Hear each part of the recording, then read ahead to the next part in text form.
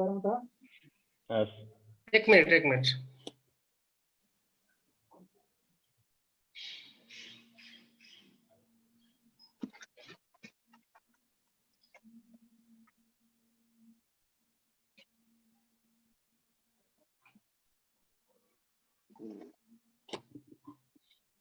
ल सुरु गर्नुस्।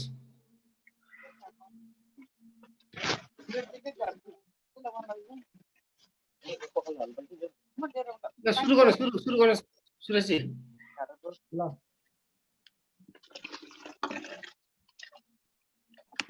सबैजनालाई नमस्कार।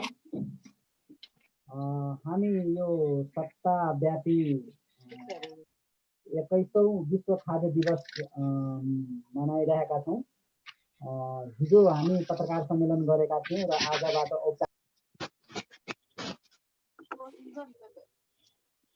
म्युट भयो होला सुरेशजी। र यो सताभरि सञ्चालन रहनेछ। यो प्रत्येक दिन कृषिसँग सम्बन्धित कृषिका विषयमा हामी छलफल गर्नेछौँ, बहस गर्नेछौँ। र आज फर्स्ट आवरमा उद्घाटन भयो यो कार्यक्रमको। र यो दोस्रो सत्रमा हामी छौँ अहिले। र हामी यो कृषि सञ्चार र खाद्यको सवालमा हामी अहिले छलफल गर्नेछौँ पत्रकारहरूको बिचमा र कृषि क्षेत्रका विज्ञहरू, कृषि क्षेत्रका अभियन्ताहरूसँग हामी यो कृषि सञ्चारको बारेमा हामी अहिले छलफल गर्न गइराखेका छौँ। कृषिमा सञ्चारलाई कसरी लिएको छ, सञ्चारमा कृषिका कुराहरू कसरी आइराखेको छ, त्यसमा खाद्यान्नको कुरा पनि जोडिएको छ। त्यसका सवालहरू के कस्ता छन्, पत्रकारले कृषिमा के कुराहरूको सामना गरिराखेको छ, पत्रकारहरूले कसरी न्युज लेखिराखेका छन्, कृषि र कृषकले सञ्चारलाई कसरी बुझेका छन्, लगायतका कुराको बारेमा हामी आज यो सत्रमा हामी छलफल गर्नेछौँ। त्यसका लागि हामी प्रमुख अतिथिको रूपमा बागमती प्रदेशका कृषि मन्त्रीलाई निम्त्याएका छौँ। उहाँलाई अलिकति कार्यक्रममा सहभागी हुन ढिलो हुन्छ भन्ने हामी जानकारी पाएका छौँ। त्यसपछि हामीले हाम्रो आम सञ्चारको क्षेत्रमा अर्थ सञ्चारको क्षेत्रमा गर्नुभएको हाम्रा अग्रज पत्रकार गजेन्द्र बुढा छोटी सर हुनुहुन्छ। उहाँ उपस्थित भइसक्नु भएको छ।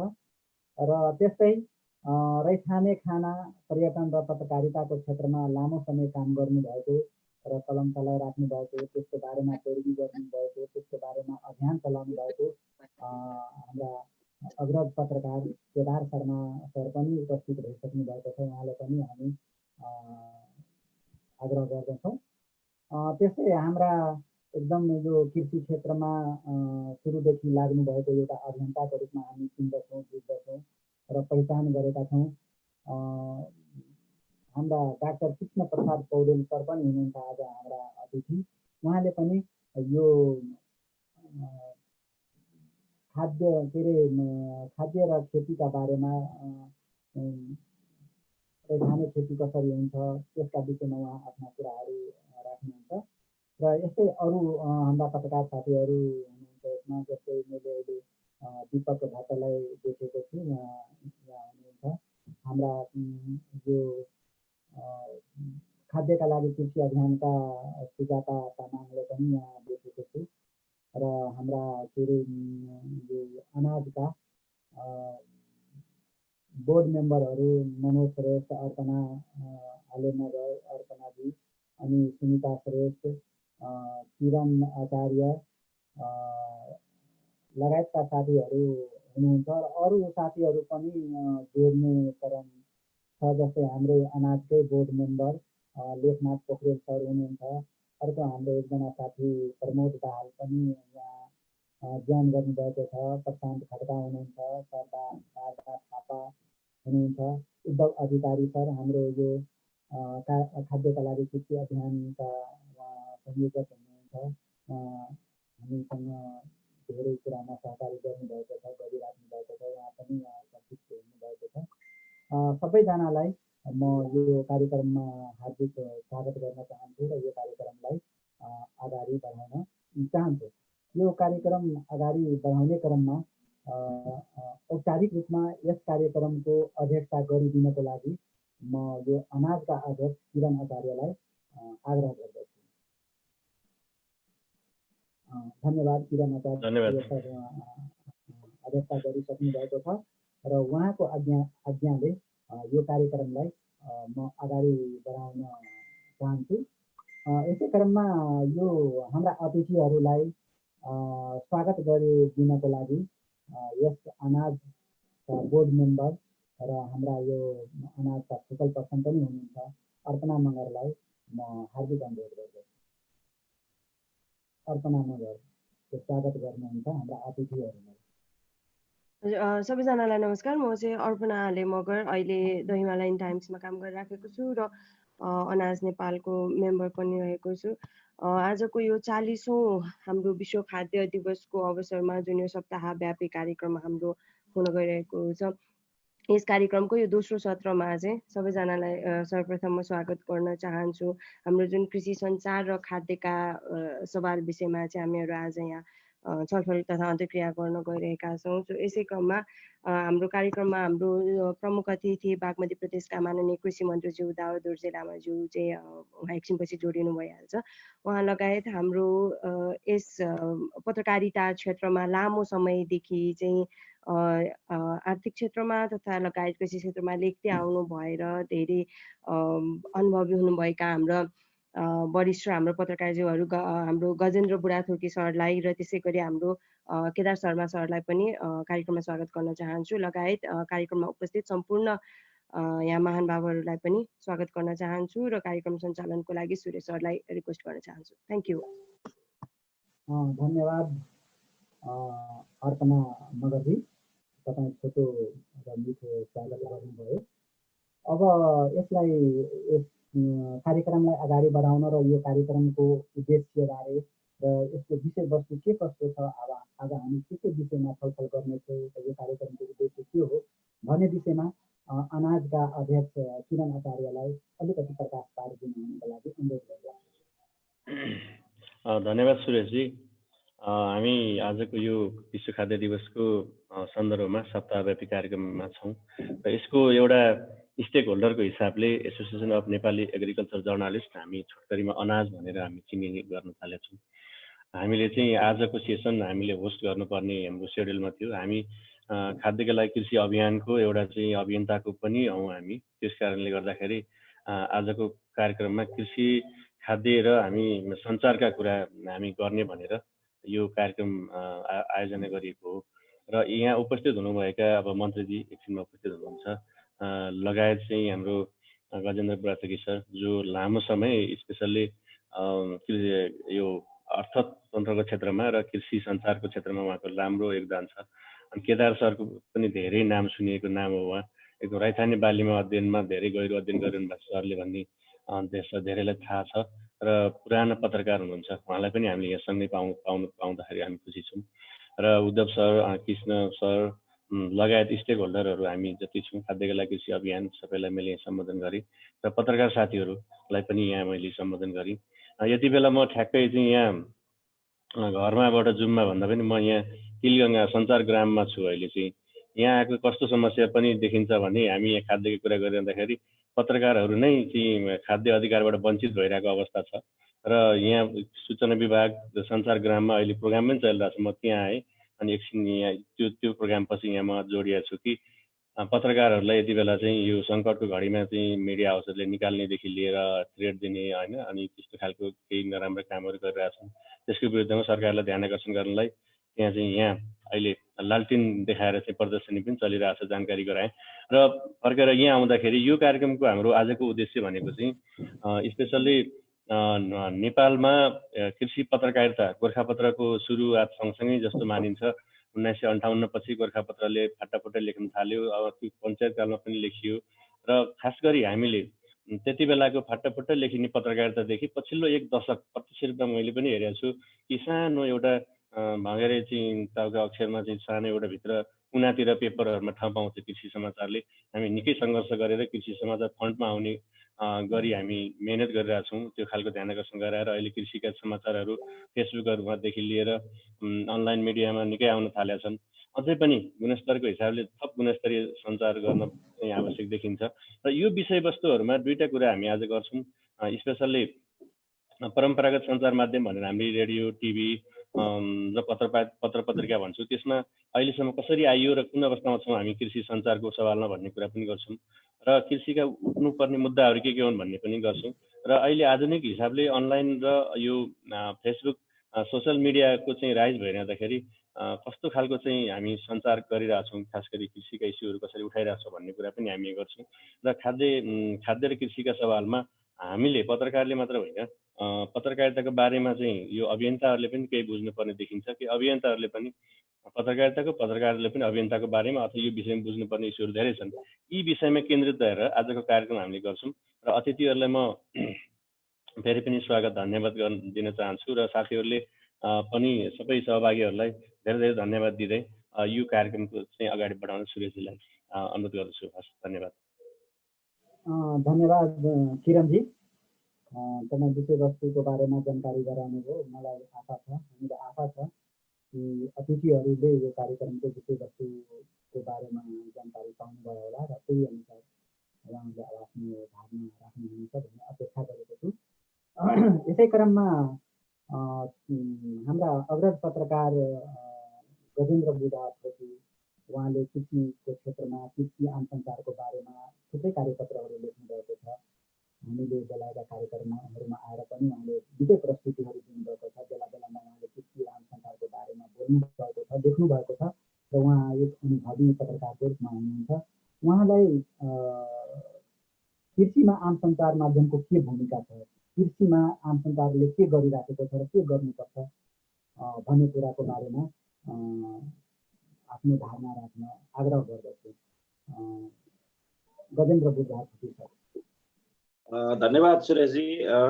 अनाज कृषि पत्रकारहरूको समूहलाई मेरो हार्दिक धन्यवाद छ। यहाँको बिचमा कृषि पत्रकारिताका केही अनुभव, तिता मिठा भन्ने भन्छु, तिता मिठा अनुभव र खास गरी हामीले पछिल्लो समयमा अभ्यास गर्दै आएको पत्रकारिताले कृषिको विकासमा के कस्तो योगदान पुर्याएको छ भन्ने विषयमा थोरै अनुभवहरू अनि अलिकता अन्तर्राष्ट्रिय सन्दर्भहरूमा हामीले किन अगाडि फरक रूपमा जानुपर्छ भन्ने विषयमा थोरै अलिकता चाहिँ अनुभव सेयरिङ गरिदिउँ भनेर यहाँले अनुरोध गर्नुभयो।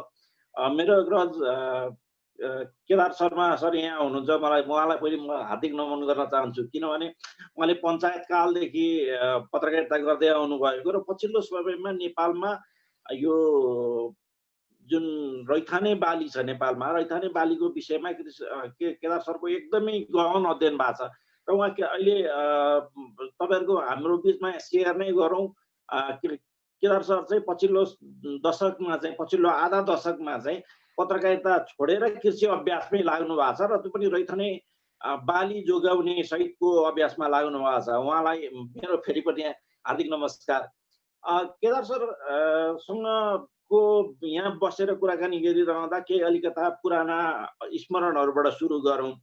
हामीले चाहिँ नेपालमा कृषि पत्रकारिता भन्ने नै थिएन पहिले। कृषि पत्रकारिता मैले मेरो अध्ययनले चाहिँ के देखायो भने नेपालमा चाहिँ गोर्खापत्र, अघि किरणजीले पनि भन्नुभयो, गोर्खापत्रको पहिलो सनदमा नै कृषि सम्बन्धी कुरा चाहिँ पत्रकारिताले गोर्खापत्रले छाप्नुपर्ने भन्ने उल्लेख गरे पनि कृषि सम्बन्धी विशिष्टीकृत पत्रकारिताको रूपमा चाहिँ छुट्टै प्रकाशनहरू 2015 सालभन्दा अगाडिसम्म थिएनन्।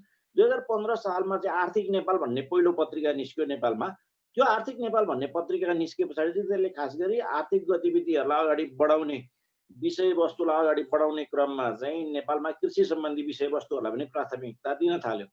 तर रोचक कुरा चाहिँ 1973 सालमा चाहिँ गोर्खापत्र दैनिकले चाहिँ त्यतिखेर चाहिँ 1973 सालदेखि चाहिँ कृषिको चाहिँ यो कृषि उपजहरूको मन्डीहरूको बजार भाव छाप्न थालेको देखिएको।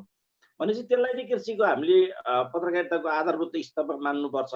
अब अलिकता संस्थागत रूपमा हाम्रो रेडियोमा जब 2022 सालदेखि कृषि सञ्चार महाशाखा जब गठन भयो, त्यसपछि चाहिँ रेडियो नेपालमा कृषिको एउटा रेडियो कार्यक्रम सञ्चालन हुन थाल्यो। त्यो नै नेपालमा कृषि पत्रकारिताको आधारभूत स्तम्भ थियो। त्यसले चाहिँ नेपालमा चाहिँ रेडियो मार्फत आम सञ्चार माध्यम मार्फत कृषिको विकासका लागि के कसरी जनतासम्म सरल भाषामा उनीहरूले बुझ्ने भाषामा कार्यक्रमहरू अगाडि बढाउन सकिन्छ भन्ने कुराको एउटा अभ्यास त्यो रेडियो कार्यक्रमले हामीलाई दियो। पछि त्यसपछि 2042 सालमा चाहिँ नेपाल टेलिभिजनको स्थापना भए पछाडि चाहिँ त्यसले कृषि सम्बन्धी कार्यक्रमहरू प्रसारणका लागि भनेर एउटा स्लट छुट्यायो। बेलुका 6 बजेको स्लट चाहिँ 2048 सालदेखि 2048 सालदेखि चाहिँ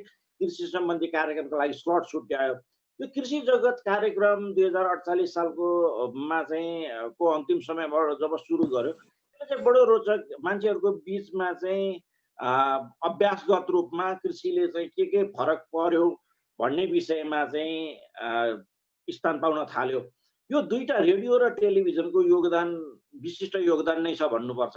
अब हामी चाहिँ प्राइभेट सेक्टरमा निजी क्षेत्रमा अखबारहरू आए पछाडि खास गरी ब्रोडसिट अखबारहरू 2049 सालमा आइसके पछाडि चाहिँ प्रतिस्पर्धाकै रूपमा कान्तिपुर, लोकपत्र, श्री सगरमाथा समाचार पत्र, हिमालय टाइम्स त्यतिखेरको सुरुका अखबारहरू, यी अखबारहरूले चाहिँ पहिले एक पेज छुट्याए पछाडि चाहिँ पछि चाहिँ कान्तिपुर दैनिकले चाहिँ 2 पेज बनाए पछाडि कान्तिपुर दैनिकले आर्थिक पृष्ठलाई 2 पेज बनाइसके पछाडि चाहिँ एउटा पृष्ठ चाहिँ हप्तामा 1 दिन कृषिको लागि छुट्याउनु पर्छ भनेर जब कान्तिपुर यो अभ्यास सुरु गर्यो त्यसपछि अरू अखबारहरूले पनि कृषिको लागि छुट्टै पेज छुट्याउने र कृषिको लागि एकजना रिपोर्टर नै खट्याउने गर्न थाले। ठुला अखबारहरूमा चाहिँ छुट्टै कृषि सम्बन्धी हेर्ने पत्रकार भए पनि जस्तो सुरुका दिनहरूमा हामी आर्थिक सम्बन्धी पत्रकारिता गर्नेहरूले नै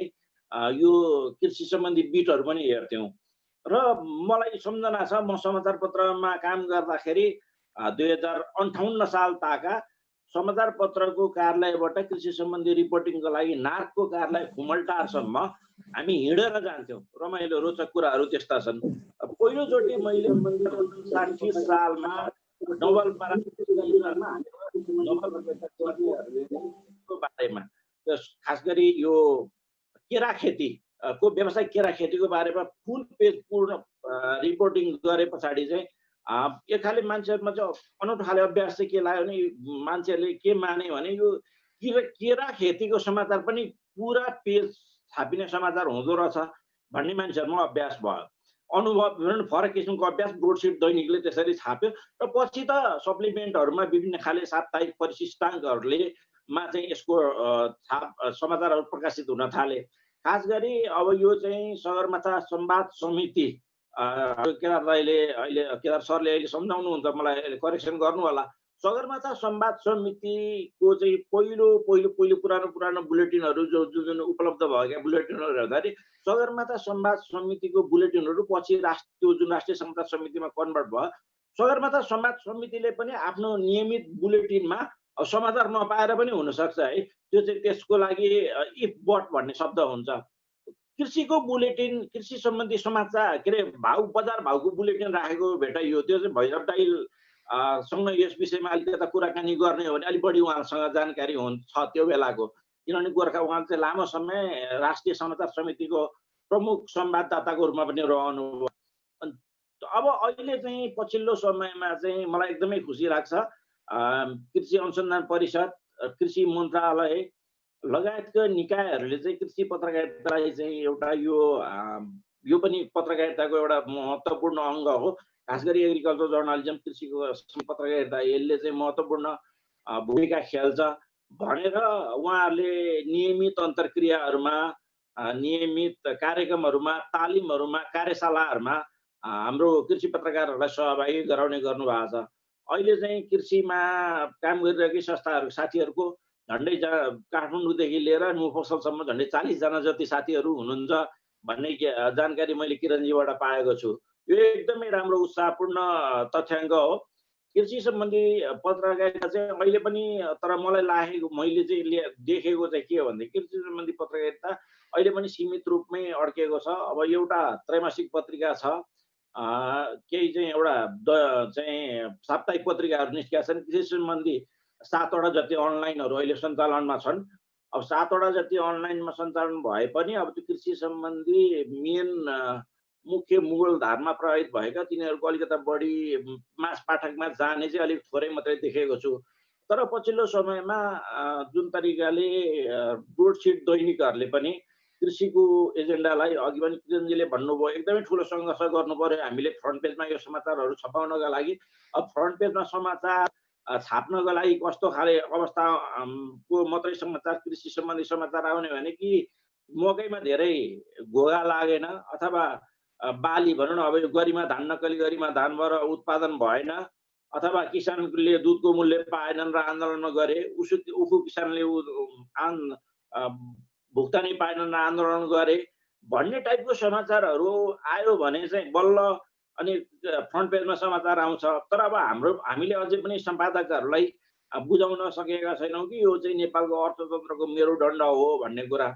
अब यसले चाहिँ अलिकता पछिल्लो समयमा खास गरी जनचेतना अभिवृद्धिका लागि र कृषि सम्बन्धी नेपालमा भइरहेको प्रगतिलाई देखाउनका लागि अझै हामी असमर्थ छौँ। जस्तो एउटा मैले उदाहरणका लागि यहाँहरूसम्म के तथ्याङ्क प्रस्तुत गर्छु भने 2046 साल ताका नेपालमा जम्मा 36,000 मेट्रिक टन धान उत्पादन हुँदो रहेछ। हेर्नुहोस् है, आजको मितिमा आइपुग्दाखेरि 56 lakh metric ton 36 lakh metric ton धान उत्पादन हुन्थ्यो 46 साल ताका भनेपछि 1990s मा र आजको मितिमा धान उत्पादन नेपालको चाहिँ झन्डै 56 लाख मेट्रिक टन पुगेको छ। तर हामीले चाहिँ भन्ने बेलामा के भन्छौँ भने नेपालमा चाहिँ धान उत्पादनले नपुगेर नेपालको उत्पादन नपुगेर चाहिँ हामीले विदेशबाट धान आयात गरेर खानु परेको छ भन्ने तथ्याङ्क छ। अब त्यो तथ्याङ्कलाई मिथ्याङ्क पनि भन्न मिल्दैन किनभने मैले आफैले पनि अस्ति समाचार लेखेको थिएँ झन्डै यो वर्ष मात्रै झन्डै 52 अर्ब बराबरीको धान गत वर्ष मात्रै 52 अर्ब बराबरीको धान चामल हामीले आयात गर्दा रहेछौँ। र इन्डियाले हिजो भर्खर यो एक साता पनि भएको छैन इन्डियाको एउटा तथ्याङ्क सार्वजनिक भएको छ। इन्डियाको टप 5 उत्कृष्ट के अरे धानको बजार चामलको बजार मध्ये 1 नम्बरको पहिलो बजार रहेछ र त्यसमा चाहिँ बासमती चामलको धानका बजार चामलका बजारहरू मानिने यो जुन खाडी मुलुक छलाई चाहिँ हटाउने हो भने नेपाल चाहिँ पहिलो नम्बरको भारतीय धानको बजार रहेछ। अब यो हाम्रो लागि विडम्बनाको कुरा हो। यसले चाहिँ यसलाई चाहिँ हामीले यो किन त यस्तो भइरहेछ धान आयात चामल आयात भइरहेछ भन्ने तथ्याङ्कलाई अब हामीले नीति निर्माण तहमा अलिकता ध्यानाकर्षण गराउनको लागि अलि हामी सशक्त रूपमा लेख्न सकेनौँ, क्याम्पेनिङ गर्न सकेनौँ, यसको तथ्याङ्क सहित हामीले पुष्टि गराउन सकेनौँ भने अब यो कृषिको आयात भएको तथ्याङ्कलाई झन्डै 2 खर्ब 80 अर्ब गत वर्षको आयात भएको देखियो सबै समग्र कृषि वस्तु। अब यो हामी नेपालमा चाहिँ जिडिपीको 1/3 भन्छ तर मलाई चाहिँ के लाग्छ भने यो चाहिँ जिडिपीको 1/3 भन्दा बढी छ। किन भन्नुहुन्छ भनेदेखि यो चाहिँ हाम्रो अर्थतन्त्रमा कृषि जुन मौसममा चाहिँ कृषिको उत्पादन राम्रो भएको हुन्छ त्यो साल चाहिँ धानको के अरे समग्र आर्थिक वृद्धि दर पनि राम्रो भएको देखिन्छ। जुन सालमा चाहिँ कृषिको चाहिँ उत्पादन र उत्पादकत्व घटेको हुन्छ त्यो सालमा चाहिँ आर्थिक वृद्धि दर पनि तल जान्छ। जस्तो गत आर्थिक वर्षको नै कुरा गर्ने भने पनि अहिले अब विश्व ब्याङ्कले अहिले उनीहरूले समीक्षा गरेर एउटा तथ्याङ्क निकालेको छन्। त्यसले के देखायो भने गत आर्थिक वर्षमा चाहिँ 2% कृषिको उत्पादन वृद्धि दर भएकोले गर्दाखेरि भनेपछि पहिलो प्राथमिक क्षेत्रको वृद्धि भएकोले गर्दाखेरि नेपालको अर्थतन्त्रलाई ऋणात्मक हुनबाट जोगायो भन्ने छ। आउँदो आर्थिक वर्ष भनेपछि चालु आर्थिक वर्षको लागि 2021 मा पनि नेपालमा कृषि क्षेत्रको वृद्धि दर 2.5% जति रहन्छ। त्यसले चाहिँ आर्थिक वृद्धि दरलाई समग्रमा 0.6% मा होल्ड गराउँछ भनौँ न कायम राख्छ भन्ने विश्व ब्याङ्कको तथ्याङ्क छ। भनेपछि कृषिको योगदान घटेको छैन। मेरो अध्ययनले चाहिँ के देखाउँछ भने मेरो व्यक्तिगत राय पनि हुनसक्छ यसमा। मेरो अध्ययनले चाहिँ के देखाउँछ कृषिको उत्पादन तपाईँ 46 सालभन्दा आजको मितिमा घटेको बढेको कुनै पनि उत्पादन घटेको देख्नुहुन्न। केवल जौ र कोदो बाहेक। अब तर सबैको भनौँ न अन्न अनाजहरूको उत्पादन 46 सालको अनुपातमा आज 3 गुणा जतिले बढेको देखिन्छ। धान, चामल, धान, त्यसपछि मकै, गहुँ, होइन, फलफुलको त्यस्तै छ, उत्पादन बढेको छ। के अरे तरकारीको उत्पादन हेर्नु झनै ठुलो अनुपातमा बढेको देखिन्छ। त्यसलाई सेक्टर वाइज रूपमा पनि एनालिसिस गर्न सकिन्छ, तथ्याङ्कहरू उपलब्ध छन्। अब यो तथ्याङ्कलाई हामीले चाहिँ पछिल्लो समयमा कृषिको योगदान घटेको भन्दा पनि कसरी घट्यो भन्दा सेवा क्षेत्र बढ्यो अनि सेवा क्षेत्रको योगदान बढिदिँदाखेरि कृषिको योगदान घट्यो अथवा त्यो सेवाको आय भनेको अतिरिक्त आय हो भन्ने मात्रै मेरो मूल्याङ्कन हो भनेपछि यत्रो ठुलो कृषिको ठुलो भूमिका छ। यो कृषिको भूमिकालाई हामी कृषि पत्रकारहरूले, कृषिमा लेख्ने पत्रकारहरूले अलिकता बढी संवेदनशील रूपमा उठाउन सक्छौँ कि जस्तो लाग्छ। अब यो कृषिको पत्रकारलाई चाहिँ उठाउँदाखेरि चाहिँ हामी कहाँनिर अलमलमा छौँ भने अझै पनि 2-3 वटा कुरामा अलमल छ। जस्तो 2054 साल पछाडि कृषिको स्थानीय सङ्घहरू भङ्ग भए, स्थानीय संयन्त्रहरू भङ्ग हुँदाखेरि त्यसले के गरिदियो भने हामी कहाँ चाहिँ जुन कृषिका तथ्याङ्कहरू आउँथ्यो त्यो कृषिको तथ्याङ्क चाहिँ वास्तविक आउन छोड्यो कि 2074 साल पछाडि भन्ने एउटा आशंका छ। अब हामी पत्रकारहरूले यसलाई यो कृषिको यो जुन तथ्याङ्कीय ग्याप छ यसलाई हटाउनका लागि प्रदेश सरकारहरूले यसमा पहल गर्नुपर्छ र हामी कृषि पत्रकारहरूले यसमा विशेष रूपमा स्थानीय तह र प्रदेश सरकारहरूलाई जिम्मेवार बनाउनुपर्छ भन्ने मेरो सुझाव छ। कृषिको लागि केही म यहाँसँग सानो अब के गर्न सकिन्छ, कहाँ गर्न सकिन्छ, कताबाट समाचार सङ्कलन गर्न सकिन्छ भन्ने विषयमा चाहिँ अब हामी परम्परागत स्रोतमा अड्केर भएन। परम्परागत स्रोत भनेको कृषि मन्त्रालयले के तथ्याङ्क बोलिदिन्छ, धानको उत्पादन यो गत वर्ष आर्थिक वर्षमा 1% जतिले घट्यो भनेर उनीहरूले अनुमानको भरमा प्रसारित गरेका तथ्याङ्कहरू छन्, त्यसलाई मात्रै हामी परम्परागत तथ्याङ्कमा अड्केर बस्ने हो कि हामी रिजल्ट बेस्ड डेमोन्स्ट्रेसनहरू जस्तो अब अहिले ठाउँ ठाउँमा युवाहरूले राम्रो कृषिमा उपलब्धि हासिल गरिरहनु भएको छ। हिजो कि अस्ति मैले पुनः पढेको थिएँ, अब बेलका नगरपालिकामा कृषिमा अपनाएको मोडलको बारेमा अध्ययन गर्नको लागि त्यो चाहिँ इटहरी नगरपालिकाबाट प्रतिनिधिहरू पुगेको भनेर देखियो। भनेपछि यस्ता खाले रिजल्ट बेस्ड डेमोन्स्ट्रेसनहरूलाई हामीले कृषि पत्रकारहरूले औँल्याएर कहाँनेरि छन् भन्ने विषयमा हामी आफैले खोजी गरौँ। अनि अर्को चाहिँ सबैभन्दा मैले चाहिँ हाम्रो कृषि पत्रकारितामा देखेको ग्याप चाहिँ केनेरि भने नार्क भन्ने एउटा संस्थाले एकदमै राम्रो रिसर्चहरू कृषिमा एकदमै राम्रो अध्ययन अनुसन्धान गरिरहेछ, तर त्यसको विषयमा कहाँ के भइरहेछ भन्ने विषयमा हामीले कहिले कोट्याउन सकेनौँ। त्यो एकचोटि गइदिउँ, रिसर्च स्टेसनहरू छन्, नार्कको 6-7 वटा रिसर्च स्टेसनहरू छन्, अध्ययन अनुसन्धान गर्ने थलोहरू छन्, त्यहाँ जाउँ। त्यहाँ गएर हामीले चाहिँ रिसर्चमा भइरहेको अनुसन्धानका विषयलाई कम्तीमा बाहिर ल्यायौँ भने नेपालमा के भइरहेछ कृषिको क्षेत्रमा भन्ने विषयमा हामीलाई थाहा हुन्छ। नार्कले आफैले पनि विभिन्न खाले पब्लिकेसनहरू निकाल्छ, त्यसले चाहिँ अलिकता बढी भनौँ न रिजल्ट बेस चाहिँ परिणाममा आधारित तथ्यहरू बाहिर नआउने भएकोले रिसर्च स्टेसनमै पुग्नुपर्छ पत्रकारहरू भन्ने मेरो मान्यता छ। अहिले त अब यो कोरोनाको महामारीले गर्दाखेरि अलिक कम भएको छ, तर बिचमा चाहिँ केही समय यता चाहिँ के भएको थियो भने कृषि मेला लगाउने काम भएको थियो देशका ठाउँहरूमा। ती कृषि मेलाहरूमा पत्रकारहरू पुग्ने हो भने कृषकहरूले गरेका धेरै राम्रा नमुना कार्यहरूको हामीले चाहिँ परिणामहरू देख्न सक्छौँ। त्यो विषयलाई पनि हामीले उठान गरिदिउँ, कृषकहरूको फिल्ड भिजिट गरौँ। राम्रो अब अहिले देशमा धेरै ठाउँहरूमा कृषकहरूले फर्केर विदेशबाट फर्केर आएर अथवा यहीँ स्वदेशमै पनि राम्रा नमुना खेतीको विकास गर्नुभएको छ। तपाईँहरूलाई थाहा, हामीले चाहिँ कतिपय कुरा के अरे नेताहरूले चाहिँ ड्रागन खेती गर्यो भनेर हामीले चाहिँ समाचार बनाउँछौँ। केदार दाईले झापामा इलाममा चाहिँ गरेको किवी खेतीको हामीले समाचार बनाउँदैनौँ होइन। हाम्रा पत्रकारहरूले पनि जस्तो विजय शेखर भट्टराई हाम्रो पुराना पत्रकार हुनुहुन्छ इलामकै, उहाँले कृषिमा एकदमै राम्रो नमुना एउटा बनाउनु भएको छ भन्ने मैले सुनेको छु। सोमनाथजीले मलाई केही अगाडि भन्दै हुनुहुन्थ्यो। यस्ता खाले कृषकहरूले गरिरहेका फिल्डमा गरिरहेका कामहरू आफै पत्रकारहरूले पनि खोजेर पुग्नुपर्छ जस्तो लाग्छ मलाई। त्यो फिल्डमा गइदिउँ, त्यहाँ भइरहेका रिसर्चका उपलब्धिहरूलाई हामी देखाइदिउँ। अनि अर्को चाहिँ सबैभन्दा मैले चाहिँ देखेको हामी पत्रकारहरूले आजसम्म इग्नोरै गरेका छौँ। त्यो मान्नुहोस् नमान्नुहोस्, गजेन्द्र दाईले अथवा गजेन्द्रजीले हामीलाई यस्तो भन्यो भनेर हामीले गरौँ। हामीले चाहिँ कृषि सम्बन्धी विश्वविद्यालय जुन नेपालमा छन्, ती कृषि विश्वविद्यालय अथवा कृषि सम्बन्धी पढाइ हुने कलेजहरूमा हामी कहिले पुगेका छौँ? छैन होला जस्तो लाग्छ मलाई। धेरै हामी पत्रकारहरू त्यो कृषि विश्वविद्यालय, कृषि कलेजहरू पढाइ हुने कलेजहरूमा पढाएका छौँ जस्तो लाग्दैन। तिनीहरूले एकदमै राम्रो राम्रो रिसर्च गरिरहेछन्। म त ट्विटरमा चाहिँ आजकल हिजोआज मसँग चाहिँ 6-7 जना कृषि विज्ञहरू दिनमा कसै नभए पनि हप्तामा 2 दिन 3 दिन त उहाँहरूसँग मेरो कुनै न कुनै कृषि मुद्दाहरूमा हिजोआज छलफल भइरहेको हुन्छ। उहाँहरू त्यही कृषि विश्वविद्यालयहरूसँग सम्बन्धित कृषि विज्ञहरू हुनुहुन्छ। यस्ता खाले कृषि विश्वविद्यालयहरूमा पुगौँ, त्यसले चाहिँ हामीलाई धेरै कृषि सम्बन्धी सूचनाहरू सङ्कलन गर्नलाई योगदान पुर्याउँछ जस्तो लाग्छ।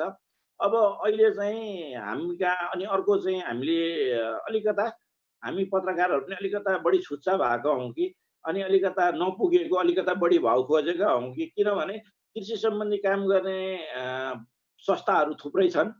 ती संस्थाहरूलाई हामीले अलिकता कृषकहरूले हामीले नै भाउ दिँदैनौँ कि पत्रकारहरूले त्यहाँ पुगिदिँदाखेरि समाचार त्यहाँ पनि हुन्छ। त्यो पनि हाम्रो लागि कृषि सम्बन्धी काम गर्ने संस्थाहरू हाम्रा लागि समाचारका विषयवस्तुहरू हुन्। र अर्को चाहिँ मलाई चाहिँ के लाग्छ भने हामी पत्रकारहरूले अलिकता बढी ध्यान दिनुपर्ने ठाउँ र अलिकता कोट्याउनु पर्ने विषय चाहिँ कहाँनिर हो जस्तो लाग्छ भने दाताहरूले नेपालमा चाहिँ हाइएस्ट एकदमै नेपालमा पछिल्लो 2046 साल पछाडि सबैभन्दा बढी लगानी गरेको क्षेत्र मध्येको कृषि एउटा हो। कृषिमा चाहिँ यतिखेर पनि अब म ठ्याक्कै तथ्याङ्क यहाँहरूको अगाडि चाहियो भने बरु म उपलब्ध गरौँ होला। मेरो विचारमा 24 देखि 25 वटा परियोजनाहरू चालु आर्थिक वर्षमा पनि चलेका छन्। तर कृषि सम्बन्धी परियोजनाहरूलाई हामी पत्रकारहरूले उनीहरूले बोलाएर समाचार यो चाहिँ यस्तो छ भनेर नभनिन्जेलसम्म ती कृषि परियोजनामा भएका लगानी, तिनले गरिरहेका कामका बारेमा हामी पत्रकारले कहिले पनि कोट्याएर समाचार बनाउँदैनौँ। नम्बर 1। नम्बर 2 चाहिँ कृषि परियोजनाहरूमा मल्टिबिलियन अर्बौँको लगानी भइसक्यो 2046 सालदेखि आजसम्म। औसतमा 5 देखि 7 वर्षका अवधि भएका ती कृषि सम्बन्धी परियोजनाहरू सकिए पछाडि त्यसपछि हाम्रो नेपाल सरकारलाई हस्तान्तरण गरेपछि ती परियोजनाले दिएका नतिजाहरू के कस्ता थिए भन्ने विषयमा हामी पत्रकारहरूले पछि पनि फलोअप गरेका छैनौँ। जस्तो उदाहरणका लागि एउटा सानो उदाहरणका लागि म तपाईँहरूलाई स्मरण गराउँछु। केही वर्ष अगाडिसम्म हामी पत्रकारहरूले नै धेरै राम्रो राम्रो समाचार लेख्यौँ। के अरे उसको के अरे जुम्लाको आलु कहाँ पुग्यो, के अरे हाम्रो अब यहीँ केदार सर हुनुहुन्छ, हाम्रो भैरव रिसाल दाईले इलाममा गएर आलु खेती गराउनु भयो। तर इलामको आलु खेतीको विषयमा लिएर पछि पनि फलोअप भएन। त्यो कुनै परियोजना अन्तर्गत चलेको थियो। स्याङ्जाको सल्यानको अदुवा बङ्गलादेशदेखि लिएर अमेरिकासम्म पुग्यो क्यान्डी बनाएर भन्ने हामीले धेरै समाचार लेख्यौँ। त्यो एउटा परियोजना एडिबीको परियोजना अन्तर्गत चलेको थियो। पूर्वको 11वटा जिल्लामा मल्टिबिलियन एकदमै ठुलो लगानीमा चाहिँ एडिबीको लगानीमा चाहिँ व्यावसायिक कृषि परियोजना चलेका थिए निजी क्षेत्रको पार्टिसिपेटमा। त्यसमा चाहिँ त्यहाँको विराटनगरका केही ठुला बिजनेस हाउसहरूले ठुलै रकम हात परेको पनि भन्ने थियो। त्यो परियोजना कहाँ पुग्यो भनेपछि यस्ता परियोजनाहरू चाहिँ के हुन्छ भने कृषि सम्बन्धीमा लगानी भएका परियोजनाहरू जब सकिन्छन् ती चाहिँ खराएको सिङ जस्तै गरेर हराउने गरेका छन्। पछि त्यसको नतिजा त्यो खराएको सिङ हामीले खोजौँ, किनभने त्यो त हाम्रो नेपाली नागरिकका नाममा नेपाली जनताका नाममा लिएर आएको ऋण थियो। त्यसको नतिजा किन दाताले चलाइन्जेलसम्म चाहिँ राम्रो देखियो, किन दाताले छोडेर गएपछि त्यो बेपत्तै खराएको सिङ जस्तै गरेर हरायो। कृषकहरूले त आफैले त लिड गर्न सक्ने पर्ने कुरा हो। अब यस्ता कुराहरू चाहिँ हाम्रो लागि समाचारको विषय हो। र सबैभन्दा बढी चाहिँ अब अहिले पछिल्लो समयमा कृषि सम्बन्धी काम गरेका सिबिओजहरू छन्, धेरै सामुदायिक सङ्गठनहरू छन्। ती सामुदायिक सङ्गठनहरूले धेरै राम्रो राम्रो काम गरिरहेछन्। ती सामुदायिक सङ्गठनहरूसम्म पनि जाउँ, उनीहरूको पनि कुरा बुझौँ, उनीहरूको पनि कुरा समस्या सुनौँ। र बिचमा जसरी साझा सहकारी कृषि सहकारीले एकदमै राम्रो नतिजा दिएर काम गरेका थिए, अहिले कृषि सहकारीहरूले के गरिरहेछन् भन्ने विषय पनि हाम्रो लागि समाचारका विषयहरू हुन सक्छन्। अब यस्ता विषयहरूमा चाहिँ मैले अघि पनि भने बिफोर र आफ्टर, पहिले के थियो अवस्था, अहिलेको के अवस्था के छ भन्ने कुराहरूलाई सोचौँ, अनुभवहरूलाई खोजौँ, सक्सेस स्टोरी खोजौँ। फेलियर स्टोरी पनि छ कृषिमा, फेलियर स्टोरीहरू छन्। अब दाताको लगानी हट्ने बित्तिकै बेपत्तासँग चाहिँ हराएको छन्। अब कृषिमा भइरहेका नयाँ विकास क्रमहरू जस्तो यो हार्भेस्टिङ सम्बन्धी मेसिनका कुरा हामीले खुब लेख्यौँ, मिडियामा खुब चाहिँ मुद्दाकै रूपमा अगाडि बढाएको थियो। त्यसपछि त कहाँ गयो त होइन? त्यसलाई ती नयाँ डेभलपमेन्ट्सहरू कृषिमा भइरहेको नयाँ विकास क्रमहरूलाई खोजौँ र यसले चाहिँ अब आउँदा दिनहरूमा हाम्रो नेपालको खाद्य सुरक्षाको विषयमा के प्रभाव पार्छ भन्ने विषयलाई अझ बढी जोडौँ, विगतसँग जोडौँ, वर्तमानसँग जोडौँ र भविष्यसँग यसलाई प्रक्षेपण राखेर अन्तर्क्रियाहरू अगाडि बढाउँ र मूल कुरा चाहिँ हामीले कृषि सम्बन्धी सूचना प्रवाहलाई चाहिँ परम्परागत ढर्राबाट भन्दा कृषककै भाषामा, जसरी जेटिए र बुढी आमाईको कुराकानीमा लक्ष्मी दिदीले आजको मितिसम्म पनि उहाँको अर्को अल्टरनेटिभ कोही पनि छैन के।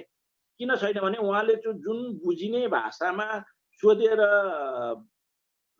जेटिएबाट कुराकानी ल्याएर आएर अनि फेरि रिपिट गराउनु हुन्थ्यो नि, त्यो चाहिँ हाम्रो लागि एउटा मोडल हुनसक्छ पत्रकारहरूको लागि। अनि र जेटिए र बुढी आमाईको मोडलमा हामी जाउँ र नागरिकले बुझ्ने भाषामा कृषि पत्रकारितालाई प्रस्तुत गर्ने हो भने यसको सम्भाव्यता धेरै छ भन्ने कुरा मलाई लाग्छ। आजलाई मेरो प्रस्तुति यति नै राखेँ। धन्यवाद।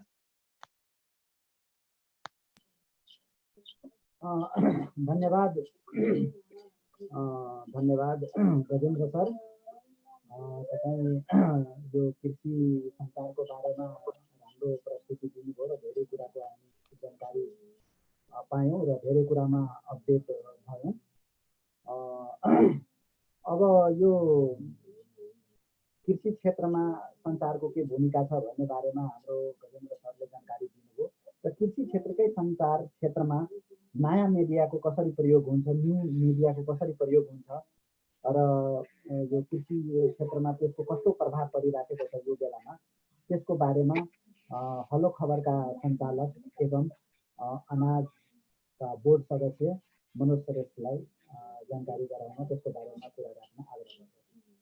धन्यवाद सुरेशजी। म चाहिँ मनोज श्रेष्ठ। अब मैले चाहिँ कहाँबाट सुरु गरौँ भन्दाखेरि, जस्तो म चाहिँ अलिकति थोरै ब्याकग्राउन्डबाट सुरु गर्छु होइन। जस्तो मैले चाहिँ अन्नपूर्ण पशुमा लगभग 15 वर्ष जति काम गरेँ, कान्तिपुरमा 3 वर्ष काम गरेँ। धेरै कुरा अनुभव बटुल्यो त्यो बिचमा। जस्तो पछिल्लो समयमा म अन्नपूर्ण पशुमा हुँदाखेरि अन्नपूर्ण पशुको बिजनेस पेज चाहिँ जम्मा 2 पेज थियो। पछि अलिकति यसलाई एक्सप्लेन गरेर चाहिँ 4 पेज बनाउने कुरा भयो। 4 पेज बनाइसकेपछि के भयो भन्दाखेरि पेज कसरी बाँड्ने त? म त्यो बेला डेस्कमा थिएँ। डेस्कमा हुँदाखेरि अब मैले चाहिँ म डेस्कमा भएको नाताले कसरी लाने भन्दाखेरि हामीले चाहिँ मैले नै अलिक बढी जोड गरेर सेकेन्ड पेजलाई चाहिँ एभ्रिडे 1 पेज चाहिँ हामीले कृषिलाई छुटाएको थियौँ हामीले। लगभग त्यहाँ 2 वर्ष जति मैले बिजनेस डेस्कमा काम गरिसकेपछि कृषिका समाचार यति आउँथ्यो तर ती प्रायोरिटी पर्दैन थिए। अनि मैले जबरजस्ती मैले जोड गरेर मैले जहिले पनि न्युजहरू हालिदिन्थेँ। त्यो 2 वर्षको अनुभवले मलाई के देखायो भने कृषिका यति न्युजहरू यति डम हुन्छ, यति राम्रा कुरा हुन्छ।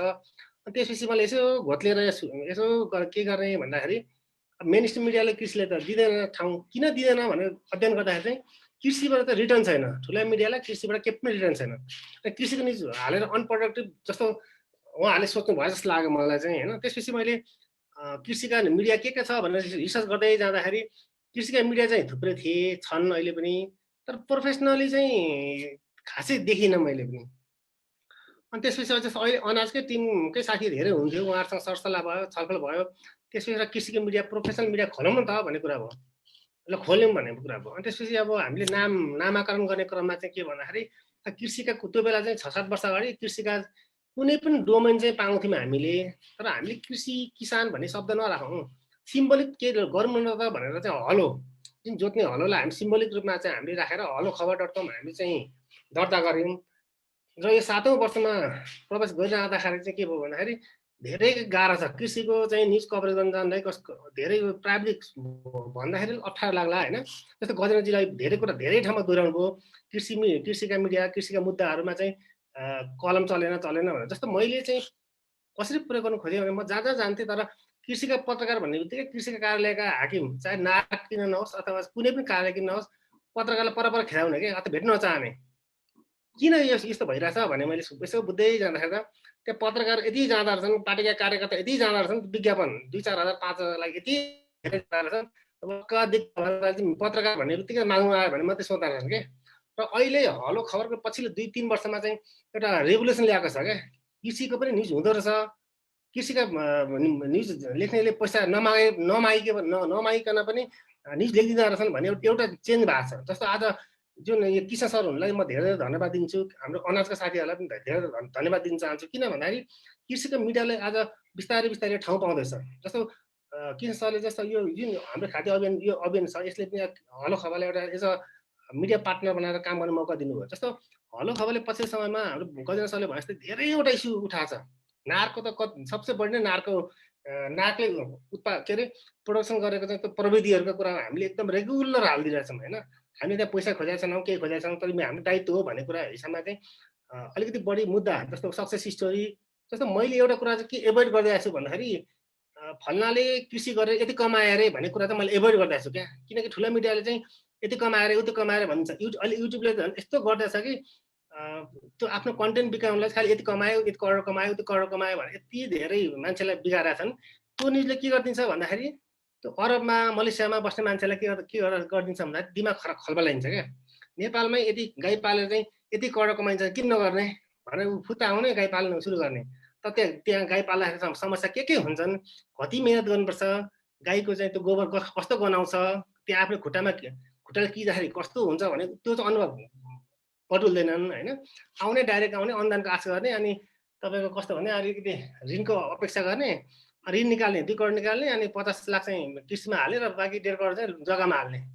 अहिले आएका जति पनि कृषिमा आएका छन् यिनका उद्देश्य यति नै हो, 2 करोड अनुदानमा पैसा निकाल्ने अथवा अनुदान सहुलियतपूर्ण ऋण ब्याङ्कबाट निकाल्ने र 1.5 करोड चाहिँ अरू जग्गातिर हालिदिने अथवा अर्को सेक्टरमा हाल्ने र 50 लाखले चाहिँ कृषि देखाउने। त्यो देखाएर पनि फेरि अनुदान पनि लिने। यो यस्तो ठुलो ऊ छ। सरहरूले अब म के रिक्वेस्ट गर्छु नि, हलो खबरलाई सर एकचोटि 2-4 घन्टा मजाले त्यो हरेक सब्जेक्टमा हरेक मेनुमा भएको कुरा हेरिदिनु भयो भने धेरै धेरै म्याटर छ। जस्तो मैले के गर्दैछु भन्दाखेरि जस्तो बिमाकै कुरा गर्दाखेरि पनि कुन जिल्लामा अथवा कुन स्थान तहमा कुन वडामा कुन इन्सुरेन्स कम्पनीको को मान्छे एजेन्ट छ भनेर किसानलाई त्यो लेभलसम्म इन्फर्मेसन मैले दिइरहेको छु क्या अहिले यो हलो खबरबाट। भले यसको आर्थिक पाटा अर्को समस्या अर्को होला, तर त्यही त्यो छ। र अर्को अब यो मेरो विषय चाहिँ के भन्दाखेरि अब अलिकति अहिलेको कृषि यो नेपालको मात्रै होइन, अमेरिकाको पनि समस्या के रहेछ भन्दाखेरि अस्ति भर्खर चाहिँ जस्तो कहिले भन्दाखेरि यो यही अस्तिको मे 16 तारिक दिन चाहिँ अमेरिकाको एउटा अनलाइन चाहिँ agriculture.com भन्ने एउटा अनलाइनमा चाहिँ हिथर बर्जिनले चाहिँ एउटा आर्टिकल लेखेका थिए। उनको आर्टिकलको चाहिँ थिम के थियो भन्दाखेरि अमेरिकाको ग्रामीण इलाकामा इन्टरनेटको पहुँच नपुग्दा किसानले भोग्नु परेको समस्याको बारेमा उहाँले लेख्नु भएको थियो। अनि त्यो सर पढेँ मैले। ठ्याक्कै नेपालमा अहिले पछिल्लो पुस्ताका किसान रियल कृषि गर्ने मान्छेले चाहिँ अहिले YouTube, Facebook group, special Facebook group जस्तो फेसबुक ग्रुपमा के छ भन्दा कसै पोल्ट्री सेक्टरको ग्रुप छ, कसैसँग कृषिका प्राविधिक कुरा छ। तपाईँ कुनै पनि विषयमा जानकारी लिनु पनि त्यो ग्रुपमा त रेगुलर फलो गर्ने हो भने तपाईँले जे पनि गर्न सक्नुहुन्छ। जस्तो बाख्रा पाल्नु पर्यो भने त्यो ग्रुपमा रेगुलर तपाईँ चाहिँ 2-4 दिन 5 दिन 6 दिन हेर्नुभयो भने तपाईँलाई चाहिँ अथवा केही सोध्नु मलाई बाख्रा पाल्न चाहन्छु के गर्नु पर्यो भन्दाखेरि त्यो बाख्रा पाल्ने किसानले तपाईँलाई यति धेरै इन्फर्मेसन दिन्छन् होइन। उनीहरू कहाँ अल्झिरहेछन्, कहाँ सिकिरहेछन् भन्दाखेरि युट्युबमा आएर चाहिँ ग्रुपमा उनीहरूलाई ठुलो मिडिया अथवा चाहिँ अरू केही माध्यम चाहिँ आएको छैन। यो अहिले पछिल्लो समयमा युट्युबले यति धेरै गराएको छ, तर अलिकति यति कमाए उति कमाए भन्दा शीर्षकले चाहिँ अलिकति मान्छेले बिगारेको छ। त्यहाँ यति कमाए सँगसँगै यति दुःख गर्नुपर्छ, यस्तो दुःख हुन्छ भन्ने कुरा चाहिँ आएको भए एउटा चाहिँ मजा आउँथ्यो। जसरी हामी नेपालीहरू विदेशमा गएर चाहिँ महिनाभरि दुःख गर्छन्, एकदमै गाह्रो काम गर्छन् र 1 महिनामा अथवा हैसियत अनुसार चाहिँ एक दिन चाहिँ आएर बाहिर आएर पुरा चाहिँ तपाईँको चाहिँ समुद्रको किनारमा बसेर चाहिँ चट्टासँगले चाहिँ बियर खाएको अथवा मासु खाएको फोटो एकदम धेरै हाल्छन्, काम गरेको फोटो हाल्दैनन्। त्यस कारणले विदेश जाने मान्छेहरू आकर्षण त्यसै बढिरहेछ एकातिर। हाम्रो नेपालमा फेरि कृषिमा फेरि ठ्याक्कै त्यही कुरा रिफ्लेक्सन भइरहेछ। यति कमायो त्यो कमायो त शीर्षक आउँछ, अनि त्यहाँ आएर फँसिहाल्छ। फँसेपछि त्यो मान्छे त्यो अलिअलि अरूबाट कमाएको 8-10 लाख हुन्छ, त्यो पनि फँसाएर फेरि उनीहरू फेरि बाहिर जाने चलन चाहिँ ठुलो छ। र अहिले चाहिँ हामीले हाम्रो नेपालका कृषकहरूले चाहिँ स्पेसल ग्रुप विभिन्न ग्रुपहरू मार्फत होइन अब त्यो युट्युबलाई चाहिँ च्यानल मानेको छ उनीहरूले चाहिँ एउटा सिकाएको चाहिँ एउटा माध्यम चाहिँ युट्युबलाई मानेको छ धेरै चाहिँ जस्तो रौतहटको चाहिँ एकजना किसान हुन्छ रामेश्वर पण्डित उहाँले चाहिँ जस्तो युट्युबमै हेरेर उहाँ एकदमै नपढेको एकजना गाउँको किसान हुन् उहाँले चाहिँ के गर्नुहुन्छ भने डेली चाहिँ युट्युबको इन्डियाको युट्युबको विभिन्न चिज हेरेर उहाँले चाहिँ के भन्दा मेवा खेती र कुरिलो खेतीमा एकदम सफल हुनुभयो उहाँले त युट्युबलाई नै गुरु मानेर चाहिँ त्यो हेरेर उहाँले गर्नुभयो र प्र्याक्टिकली पनि उहाँ सक्सेस हुनुभयो त्यो सक्सेस भएपछि उहाँको 2टा छोराहरू थिए जो विदेशमा गएका थिए अहिले ती छोराले एउटा छोरालाई 1 वर्षमा बोलाएर उसलाई चाहिँ अरू सिकाइदिए अझ छोरा उहाँ विदेशमा कमाएको भन्दा बढी चाहिँ नेपालमा कमाउनु थालेपछि अर्को छोरालाई पनि बोलाएर उनीहरूको पारिवारिक बिजनेस क्या एउटा जस्तो अब मेवा र कुरिलोको चाहिँ त्यहाँ सिक्न हेर्न चाहिँ धेरै नेपालभरिको धेरै मान्छे त्यहाँ जाने गरेका छन् जस्तो अर्को कुरा कृषि पर्यटनका कुरा अलिकति जोड्दाखेरि जस्तो झापाको महारानी झोडामा चाहिँ लगभग 100 बिघा जग्गामा चाहिँ एउटा सहकारीले चाहिँ कृषिका मोडल फार्म चाहिँ चलाइरहेछन् त्यहाँ यो 2019मा मात्रै त्यो ठाउँमा चाहिँ लगभग नेपालभरिको विभिन्न ठाउँबाट चाहिँ लगभग 15,000 जना चाहिँ त्यो अवलोकन गर्न गएका थिए त्यहाँ एउटा कृषि फार्ममा 15,000 चाहिँ ले चाहिँ फार्ममा भिजिट गर्नु भने त ठुलो अब त्यसैलाई अहिले चाहिँ पछि समय फेरि के फार्म स्टे पहिले होमस्टे भने होमस्टेलाई चाहिँ होमस्टे चाहिँ अब भिजिट नेपाल 1998 मा चाहिँ सफल भएको एउटा प्रोजेक्ट हो तर होमस्टे भनेको होटलको भाइ अथवा होमस्टे त भन्यो तर सामान उत्पादन सबै फेरि बजारबाट ल्याइयो के अहिले त्यसको रिप्लेसमेन्ट चाहिँ फार्म स्टे भनेर ल्याइरहेछन् फार्म स्टेले चाहिँ ठ्याक्कै त एग्रो टुरिज्मलाई चाहिँ ठ्याक्कै अहिले के गरिरहेछ भन्दा फार्ममा जे उत्पादन भएको छ त्यसलाई त्यहीँ बस्ने त्यहीँ खाने त्यहाँको उत्पादन लिने त्यसरी चाहिँ फार्म स्टे चाहिँ अलिक सफल हुँदै गइरहेछ त्यसले चाहिँ एग्रो टुरिज्ममा चाहिँ यसलाई फोकस गरेर जाने भने यसले चाहिँ पक्कै पनि भोलिको दिनमा अहिले टुरिज्म सेलाए पनि एग्रो टुरिज्मलाई फोकस गर्ने अहिले पनि सम्भावना धेरै छ यो विषयमा केदार सरले पक्कै पनि धेरै भन्नुहुन्छ भन्ने मलाई आशा छ होइन र यही हो अब टेन्टेटिभली न्यू मिडिया भन्नाले अब अहिले हामीले चाहिँ हाम्रो किसान भनेको एकदमै उनीहरू सक्ने भनेको कृषिको विभिन्न ग्रुपहरू मार्फत उनीहरूले सबै कुरा पाइराख्नु भएको छ जस्तो मानिलिउँ आलुकै कुरा गर्ने अथवा स्याउकै कुरा गर्ने हो भने पनि स्याउ यति केजी मसँग छ कहिले किन्ने भनेर एउटा ग्रुपमा लेखिदियो भने त्यो त्यहाँ कमेन्ट यत्तिकै कमेन्ट गर्ने मान्छेहरू हुन्छ र उनको आलु बिक्री भइहाल्छ क्या त्यो उनीहरूले एउटा टुल चाहिँ अलिक ग्रुपलाई बनाएको छ क्या युट्युबबाट चाहिँ सिक्ने त ग्रुपबाट चाहिँ व्यापार व्यवसाय र अर्को सिकाइको कुरा चाहिँ त्यहाँबाट भइरहेछ अब टेन्टेटिभली अहिलेको कुरा यिनै हुन् होइन यसमा चाहिँ अब त्यही हो अहिले मैले भने मेन स्ट्रिम मिडियाले चाहिँ के गरिदियो भन्दाखेरि ठुलो फर्सी फलो भने टक्क हालिदिने त किसानले भएका समस्या हाल्ने के यो चाहिँ ठुलो समस्या छ त पनि एउटा सिजनेबल न्युजहरू मात्रै मेन स्ट्रिम मिडियामा आइरहेको छ जस्तो किसानले पाएन भने जस्तो मल पाएन भने सिजनल चाहिँ आइरहेछन् तर रेगुलर बेसमा चाहिँ आइरहेको छैन क्या र अर्को कुरा किसानले पनि अहिले कस्तो गरिदिन्छन् भने दुध पोखिदिने अथवा चाहिँ बाटोमा के बारीमा चाहिँ ढोजा लाउने यो सबै चाहिँ एउटा प्रोपोकाण्डको रूपमा आइरहेछ क्या यिनलाई कसैले सञ्चालन गरिरहेका हुन्छन् किनकि उता यो चाहिँ के को लागि भन्दाखेरि भोलिको दिनमा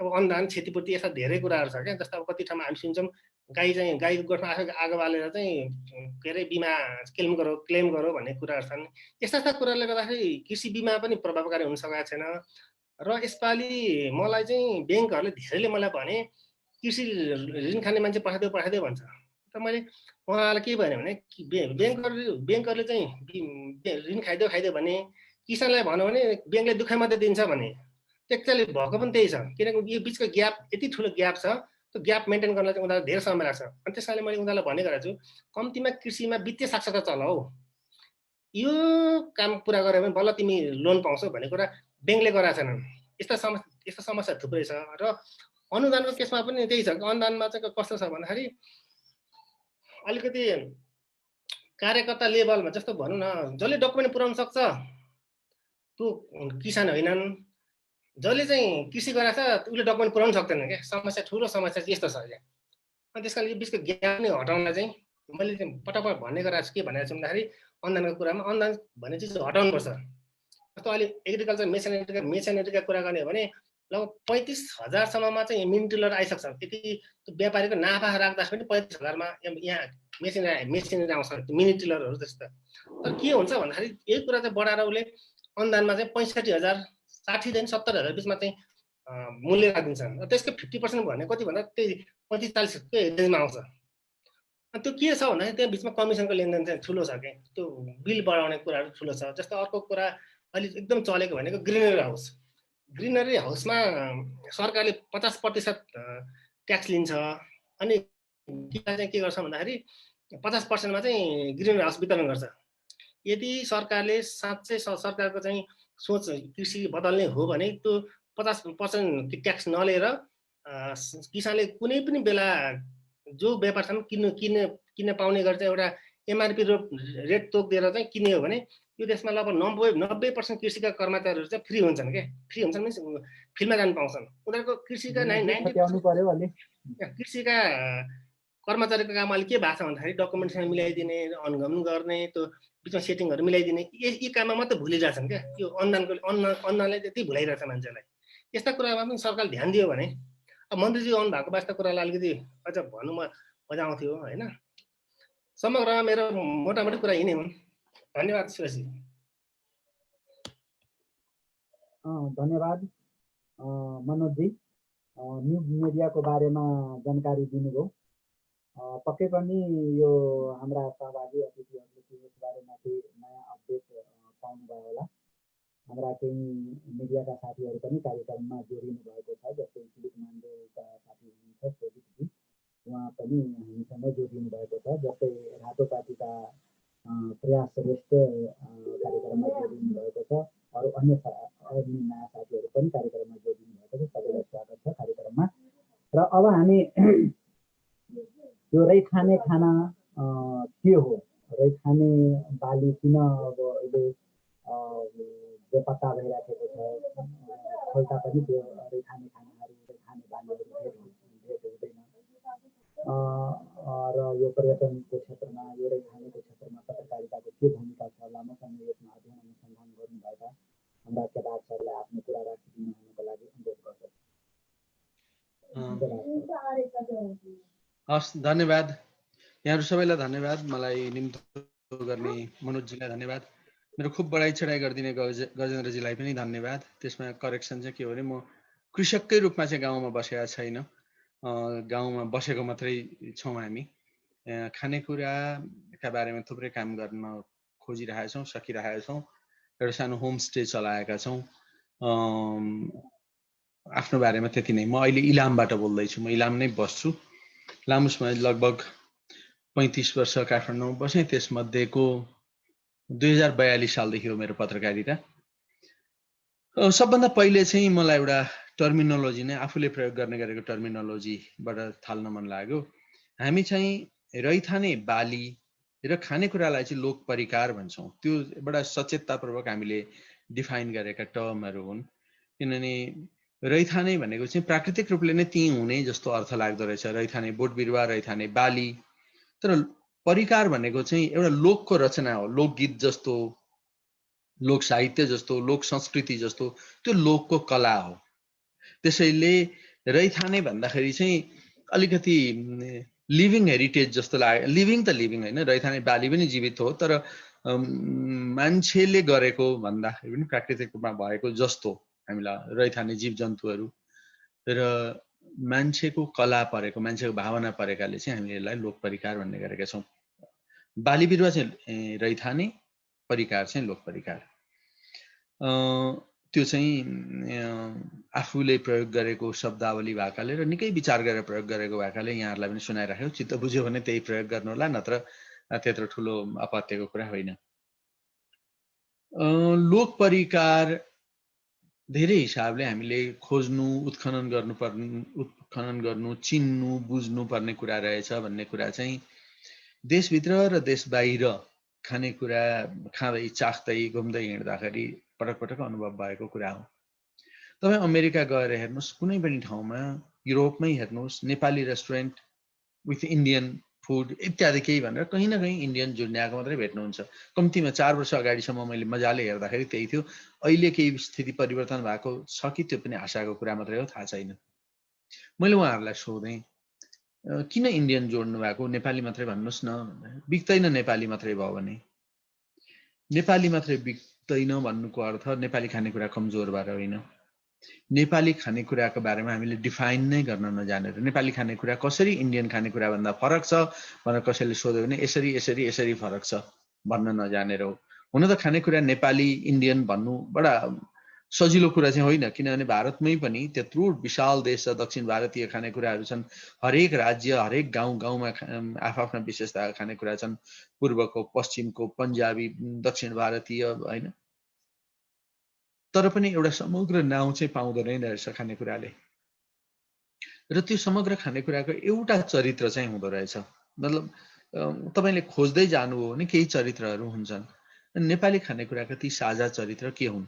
हिमालदेखि मधेससम्म भेटिने, पूर्वदेखि पश्चिमसम्म भेटिने होइन, जुन देशमा चाहिँ परम्परागत रूपमा समुदायहरूको वर्गीकरण नै खानेकुरा खाने पिउने कुराका आधारमा भएको हुन्थ्यो। जस्तो के अरे मतवाली र गैर मतवाली, अर्थात् रक्सीको हाम्रो मदिराको हाम्रो समुदायमा समाजमा कति ठुलो महत्त्व छ होइन, त्यसको उचित प्रयोग र त्यसको व्यापारिक प्रयोगका अनन्त सम्भावना भएको ठाउँ हो लोक परिकारको ठाउँ। गत वर्ष म र मेरो श्रीमतीको टोली 2 महिना लगभग खानेकुराकै मात्रै खोजीमा देशभरि घुम्यौँ र हिमाल खबर पत्रिकामा एउटा अङ्क नै निकाल्यौँ हामीले, रैथाने खानेकुराको खोजी भनेर। अनि लोक परिकार, माफ गर्नुहोस् भर्खरै रैथाने हुँदैन भन्दै थिएँ, यसबाटै भएछ लोक परिकारको स्वाद भनेर होइन।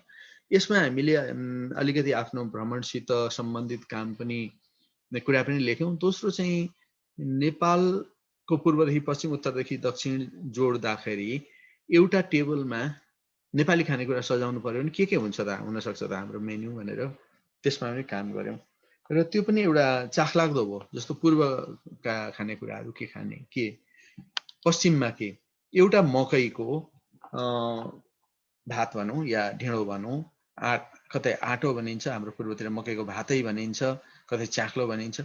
यति धेरै किसिमले पकाइन्छ, काँचो मकैकोदेखि सुकेको मकैकोसम्म, अलि मोटो च्याख्लादेखि मसिनो पिठोसम्मको। आलु त संसारभरि नै सबैभन्दा धेरै भर्सटाइल बाली नै भइहाल्यो। हाम्रो नेपालभरिमा एकदमै धेरै प्रयोग हुने खानेकुरा र सबै कुजिनमा खाने प्रयोग हुने कुरामध्ये एउटा मोही पनि हो। मैले नेवारी परिकारमालामा चाहिँ मोहीको त्यत्रो ठुलो ठाउँ देखेको छैन, तर अरू धेरै परिकारमालामा सुदूरपूर्वको पूर्वी हिमाली क्षेत्रको शेरगामदेखि लिएर सुदूरपश्चिमी पहाडको गालिमसम्मका खानेकुराहरू मोहीबाट बन्छन्। एउटै खानेकुराका रूपहरू ठाउँ फेरिँदै जाँदाखेरि फेरिन्छन्। चाखलाग्दो कुरा कर्णाली पारी कालीकोटतिर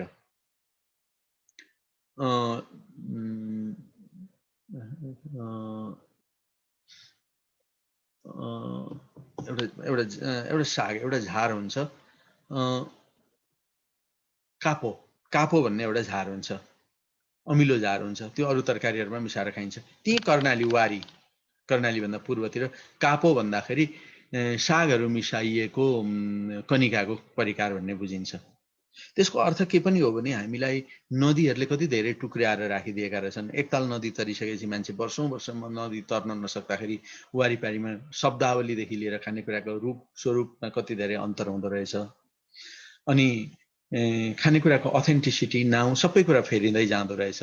हामीलाई नेपाल घुम्दाखेरि थाहा थिएन, खानेकुराकै लागि नेपाल घुम्नुभन्दा अगाडि थाहा थिएन, भदौमा ठेकामा हालेर गाडेपछि माघमा निकालेर खाने सिमसारे दही जुम्लामा बन्दो रहेछ भन्ने। जुन दही चाहिँ 2026 सालदेखि पछाडि बनेकै थिएन। पोहोर साल एकजना रमाकान्त आचार्यले जुम्लामा बनाउनु भएको थियो, हामीलाई खान बोलाउनु भएको थियो।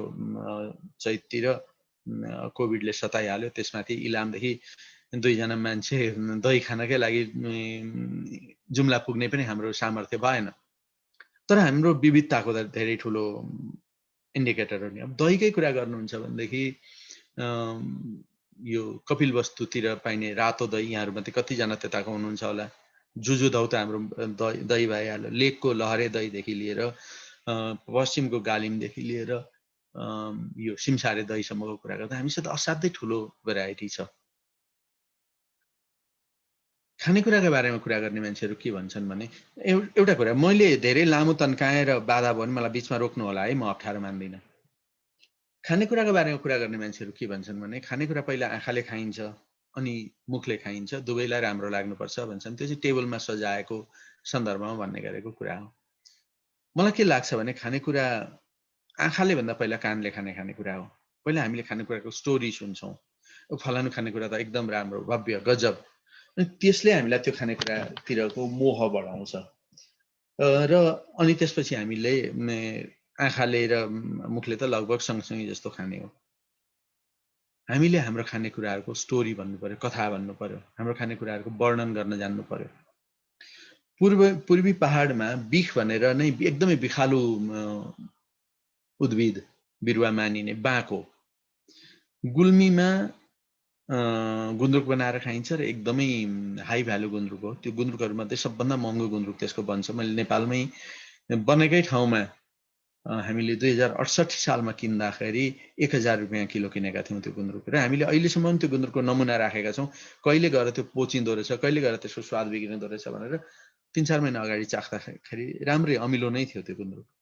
बाँकोको गुन्द्रुक भन्छ, कतै त्यही चिज बिख भनिन्छ। त्यो बाँकोको जरा एकदमै धेरै अक्जुलेट भएकाले खानै नसकिने बिखमय चिज रसुवा जिल्लाको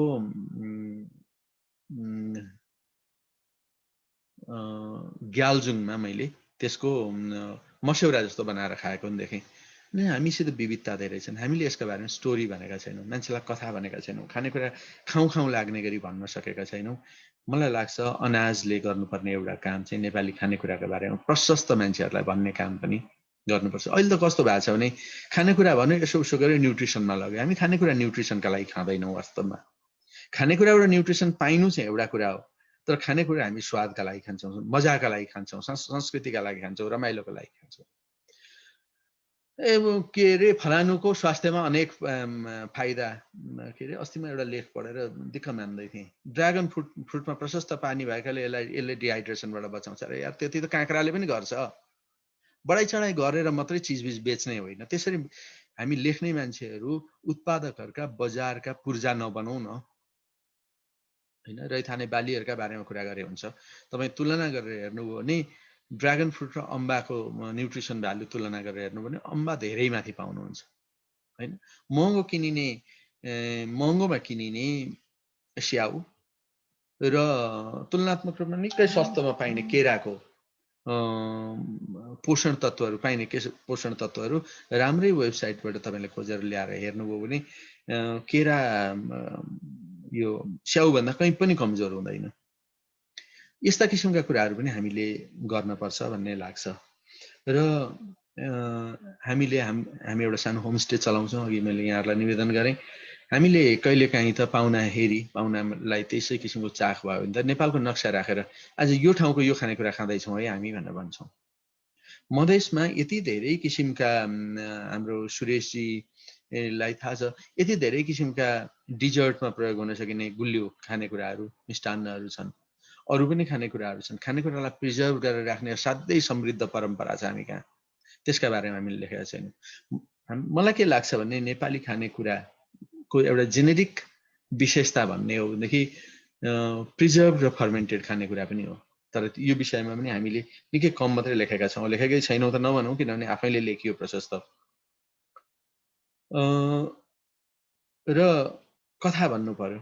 र कथा भनेको चाहिँ बडा पावरफुल कुरो हो कि अहिले कोभिडका बेला कसैलाई थाहा छैन केले के गर्छ भन्ने। त्यो गुर्जोको कथा यस्तो पावरफुल भएको छ, सब गुर्जो खोजिरहेछन्, खाइरहेछन्। कुनै रिसर्च छैन, केही छैन, गुर्जोले एकदम फाइदा गर्छ अरे।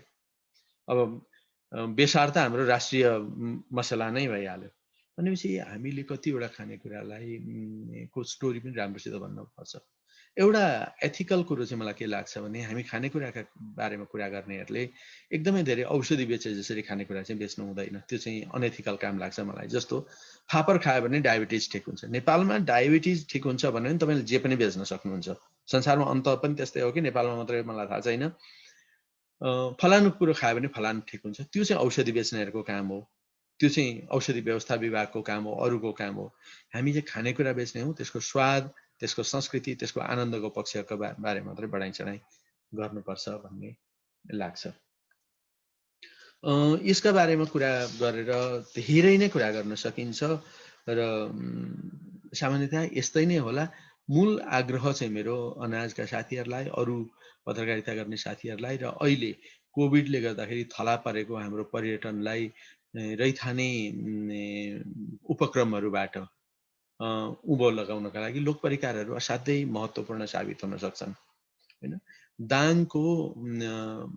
दाङमा कुखुरालाई कास्ट्रेट गर्ने, खसी पार्ने चलन छ, त्यसलाई बधिया गर्ने भन्छन्, बढिया भन्छन् थारूहरूले। थारूहरूको खानेकुरा नेपाली खानेकुराको परम्परामा असाध्यै समृद्ध परम्परा हो, तर त्यसका बारेमा हामीले राम्रोसित लेख्नु पर्यो। त्यति मात्रै होइन, मैले त तुलसीपुर नगरपालिकाको मेयरसित कुरा पनि गरेँ र धेरै त अगाडि बढाउन पाइएन। कुखुरालाई बध्या गर्ने जुन परम्परा छ त्यसको इन्टेलेक्चुअल प्रपर्टी राइट चाहिँ थारूहरूमा मात्रै हुनुपर्छ।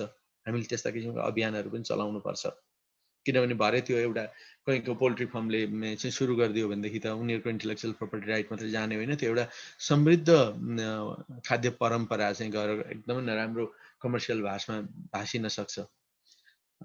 माछाहरूको पहिचान, भ्यागुताहरूको पहिचान, खान हुने बाली नालीको पहिचान, जङ्गली यो बोट बिरुवाहरूको पहिचान पनि हाम्रो असाध्यै ठुलो लिभिङ हेरिटेज हो। त्यसको संरक्षण गर्न पनि पत्रकारहरूले को कथा भन्ने शक्तिले ठुलो काम गर्न सक्छ। यो मैले बोल्ने कुराको एउटा अंश मात्रै हो, अरू धेरैजना बोल्ने आउनुहुन्छ, उहाँहरूका लागि मैले समय छोड्नुपर्छ। मलाई अर्को चाहिँ यो कृषिका बारेमा भन्न पर्ने कुरा चाहिँ के लाग्छ भने कृषिलाई हामीले चाहिने भन्दा बढी रोमान्टिसाइज गरिरहेछौँ। मान्छेहरू खेतीपाती गर्न छोडे, पढे लेखेपछि खेतीपाती गर्न छोडे भन्ने कुरा मैले सुनेका मध्ये सबभन्दा अप्रिय कुरा हो। तपाईँ हामी मध्ये पनि प्राय सबै नै कृषकका छोराछोरी नभए पनि नाति नातिना चाहिँ पक्कै हौँ। हामी किन कृषिमा छैनौँ? म कृषिमा छैन जुन कारणले, त्यो मैले कृषिमै खेतीपाती गरिराखोस् भनेर अहिले कामना गर्ने मान्छे पनि त्यही कारणले ऊ पनि कृषि गर्न चाहँदैन। हामीहरू के सोचिराखेका छौँ भनेदेखि कृषि नगर्ने, टेबलमा बसेर ठुल्ठुला कुरा गर्ने म चाहिँ त्यसको मसित चाहिँ पुरा हक छ, अरूले चाहिँ गर्नुपर्छ भन्ने सोचिरहेका छौँ। जस्तो सजिलो ठाउँमा घर बनाउने मान्छेले प्लटिङले खत्तम पार्यो भन्छ, अर्को मान्छेको पनि सजिलो ठाउँमा बस्ने अधिकार छ भन्ने उसले सोच्दैन। घरसम्म गाडी आइपुगेका मान्छे बुलडोजरवालाहरूलाई मरुन्जेल गाली गर्छ, उसको पनि घरसम्म गाडी पुर्याउन पाउने अधिकार कुनै न कुनै रूपमा सुरक्षित हुनुपर्छ भनेर वकालत गर्दैन। र कृषिको बारेमा पनि अहिले त्यस्तै भइरहेछ। सब छोडे, कृषि गर्न छोडे, खेतीपाती नै हुन छोड्यो। मलाई प्याच्च भन्न मन लाग्ने कुरा, तपाईँ गरेर हेर्नुहोस् न एकताल कृषि कति गाह्रो रहेछ। खै कृषिको गाह्रोपनका बारेमा हामीले लेखेको, खै कृषिलाई सजिलो बनाउने उपक्रमहरूका बारेमा लेखेको। यत्र ती साना चाइनिज ट्र्याक्टरहरू ल्याएर पहाडमा बाँड्यो, कसले कति कमिसन खायो, केका लागि कति अनुदान दियो, 1 वर्षभन्दा 2 वर्ष कहीँ पनि टिकेन। हामीले हुम्लाको एउटा गोरुले चल्ने हलोको बारेमा किन त्यसलाई पपुलराइज गर्न नसकेको? मान्छेलाई गोरु पाल्न गाह्रो पो भएको हो त अहिले। हाम्रा आविष्कार केन्द्रहरूले किन कृषिलाई सजिलो बनाउनका लागि केही पनि अहिलेसम्म बनाएका छैनन् हैन? या नासले बनाएको छैन, अर्कोले बनाएको छैन। समस्या त्यहाँ छ। अनि हामी पहिला त धान चामल निर्यात गर्थ्यौँ, अहिले यति अर्ब यति खर्बको आयात भएको छ। कसको कस्टमा हामीले निर्यात गरेका थियौँ? त्यो बेला कति मान्छे भोका थिए, कति मान्छे शोषित थिए, कतिका जमिनदारहरूले पैसा कमाएका थिए। अब आज ती मान्छेहरू, म चाहिँ यो दिनभरि निहुरिएर खेतीको काम गर्न सक्दिनँ, तपाईँको बारी मैले छोडेँ भनेर उसले छोड्यो भनेदेखि हामीले यत्रो ठुलो कोहराम मचाइरहेका छौँ कि त्यसको कारणमा हामी गएका छैनौँ। मान्छे किन कृषिबाट विमुख भइरहेको छ? एकदमै सिम्पल फिजियोलोजिकल कारण छ, शारीरिक कारण छ। मान्छेको ढाड दिनको धेरै घण्टा निहुरिनका लागि डिजाइन भएकै होइन, बनिएकै होइन। गरेर हेरौँ न एकताल। हामीले जहिलेसम्म ढाड कुप्र्याउनुको विकल्प बनाउँदैनौँ, तयार पार्दैनौँ, तबसम्म कृषिबाट मान्छे पलायन भइ नै राख्छ। युरोपले 15औं 16औं शताब्दीदेखि उभिएर काम गर्ने संयन्त्रहरू बनाए, यन्त्रहरू बनाए, मेसिनहरू बनाए, इभन भ्याकुम क्लिनरहरू पनि उनीहरूले उभिएर बढार्ने कुराहरू बनाए, उभिएर खन्ने कुराहरू बनाए र मान्छेको ढाडलाई सकेसम्म कम बाङ्गिनु पर्ने भएकाले उनीहरू टिकेका हुन् कृषिमा। आफ्नो थुप्रै बारी भएको मान्छे आफ्नो बारीको खेतीपाती छोडेर किन बजारमा गएर ड्राइभर, अर्काको गाडीमा ड्राइभर भएर काम गर्छ? किनभने उसलाई पनि मन छैन तपाईँ र मलाई जस्तै ढाडको पुर्याएर दिनभरि काम गरेर कमाउनका लागि, बरु थोरैले ऊ सन्तुष्ट हुन्छ। त्यसकारण हामीले यस्ता किसिमका कुराहरूमा सायद हाम्रो ध्यान पुगेको छैन। अर्को चाहिँ कृषि कलेज, कृषि युनिभर्सिटी। म व्यक्तिगत रूपले अलिक चर्कै स्वरमा के भन्छु भने नेपालको कृषि बिग्रेकै कृषि पढेका मान्छेहरूका कारणले हो। कृषि पढेका मान्छेलाई कृषिमा पटक्कै विश्वास छैन, कृषिको जागिरमा असाध्यै धेरै विश्वास छ। कृषि पढेको मान्छेले कृषि गरेको मैले चाहिँ देखेको छैन र कृषिका ठुल्ठुला जागिर चाहिँ उहाँहरू खानुहुन्छ र त्यसले उत्पादकत्वमा कति वृद्धि भयो भन्ने कुरा तपाईँ हामीले देखेकै छौँ। हामीले क्रिटिकल हुनुपर्छ भन्ने लाग्छ। जबसम्म हामी हाम्रो कलममा केही कुरामा चर्को स्वरमा आवाज निकाल्ने र परिवर्तन गर्ने तागत छ भनेर विश्वास गरेर प्रश्न उठाउन सक्दैनौँ, तबसम्म पत्रकारिताको कति अर्थ हुन्छ थाहा छैन। तर कृषिलाई रोमान्टिसाइज नगरौँ। ओहो हरियाली हाम्रो म इलाम बस्छु, आहा चियाबारी भन्ने आउने मान्छेहरू आउँछन्, धन्न आउँछन्, त्यही भएर नै यसो यहाँको अलिअलि पर्यटन चलेको छ। तर त्यही चियाबारीमा 4 कान्ला मुनिबाट 20 किलो चियाको पत्ती बोकेर माथि सडकसम्म ल्याउन कति गाह्रो हुन्छ भन्ने कुरो त्यो किसानलाई मात्रै थाहा छ। किसानहरू दिनका दिन पलायन भइरहेका छन्।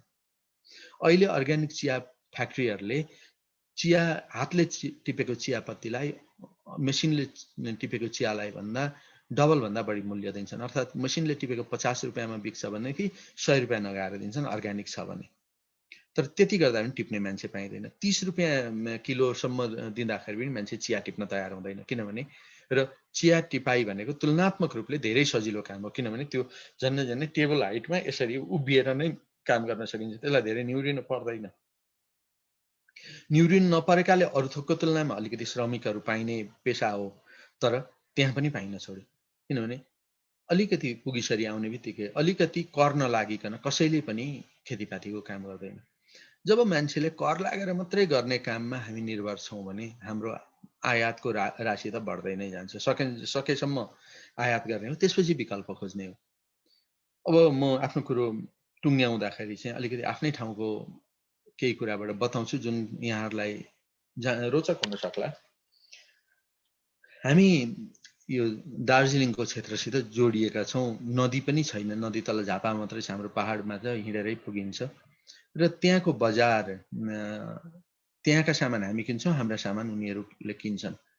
क्यास क्रपको परम्परा अलिक पुरानै हो यहाँ र लगभग 50 वर्षदेखि यताका मकैबारीहरू एकदम द्रुत गतिमा मासिँदै गए। घाँस खेती बढ्यो, मकैबारी मासेर मान्छेले अम्लिसो लगाए। अब चिया अलैँची त आफ्नो ठाउँमा छ। यहाँनिर मान्छेले त्यो भनेको क्यासका लागि गरेको होइन, क्यासका लागि पनि हो, तर त्योभन्दा बढी चाहिँ आफूले निहुरिएर काम गर्ने आवर घटाएको पनि हो। मकै जस्तो दुखिया बाली नेपालमा केही पनि छैन। तपाईँ बारी खन्नुहोस्, डल्ला फुटाउनुहोस्, मकै रोप्नुहोस्, 2 पटक गोड्नुहोस्, तमाम गर्दाखेरि पनि त्यसले आफ्नो ज्याला उठ्ने गरी पनि फसल दिँदैन। त्यसको ठाउँमा अम्लिसो रोपिदियो भने वर्षमा एक ताल हार्भेस्ट मात्रै गरे पुग्छ। र मकैको भन्दा आधा त घाँसबाट आम्दानी हुन्छ, आधा कुचोबाट हुन्छ। अनि श्रम घटाउने बित्तिकै त नाफामा गइहाल्यो। त्यसकारण एक थरी मान्छेहरू भन्छन् सबैले क्यास क्रप गरेपछि भोलि भोकमरी भएको बेला के गर्ने? कोही पनि मान्छे त्यति लामो सोचेर व्यवहार गर्दैन। गर्ने भएदेखि अहिले हामी सबै बाटामा हिँड्दाखेरि सोसल डिस्टेन्स राखेर, फिजिकल डिस्टेन्स राखेर, प्रपरली मास्क लगाएर हिँड्ने थियौँ र अहिले कोभिड यति साह्रो फैलिने थिएन। मान्छे भनेको त्यति दूरदर्शी व्यवहार गर्ने प्राणी होइन। यो क्यास क्रप को कुरो चाहिँ के हो भनेदेखि बढी चाहिँ क्यास क्रप भनेको मान्छेले नगदका लागि भन्दा पनि शारीरिक श्रम घटाउनलाई गरेको कुरा हो। र शारीरिक श्रम घटाउने तर्फ लबी गर्न, उपायहरू खोज्न, संसारभरिका उदाहरणहरूबाट ल्याउन र खेती प्रणालीलाई त्यसै अनुसार मोडिफाई गर्नका लागि, परिवर्तन गर्नका लागि किसानहरूलाई प्रेरणा दिन पनि अनाजले काम गरोस् भनेर मेरो कामना छ। मैले योभन्दा बढी समय लिइनँ। यहाँहरूको यो कार्यक्रम चलुन्जेलसम्म म क्यामेरा बन्द गरेर वरिपरि नै रहन्छु। कसैलाई केही सोध्नुपर्ने भएदेखि मैले जानेको कुराको जवाब दिने कोसिस गर्नेछु। धन्यवाद।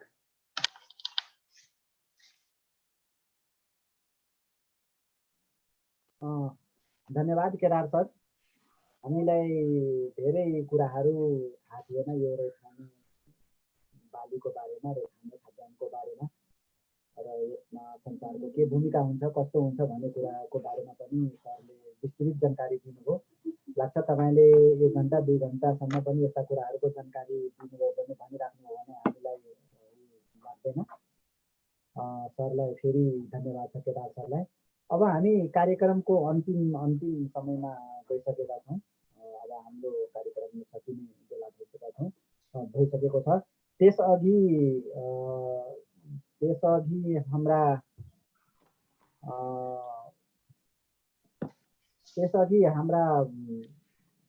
यो खाद्य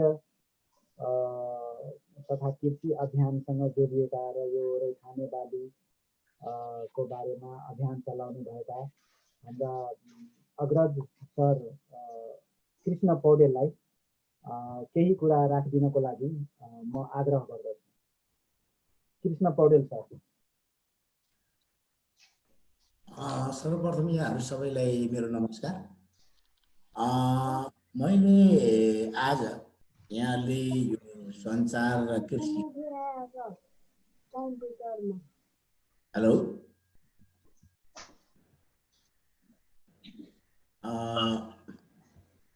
ठिक छ हजुर, म यहाँ थोरै आवाज अलिक बढी भयो भनेर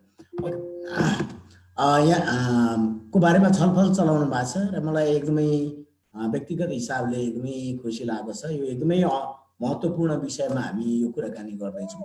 म सबभन्दा पहिला हाम्रो गजेन्द्रजी र हाम्रो केदार सरले जे कुराहरू भनिसक्नुभयो, सम्भवतः मैले अब धेरै कुरा भन्ने बाँकी छैन, तर फेरि पनि मलाई लागेको केही विचारहरू यहाँहरूसँग राख्छु।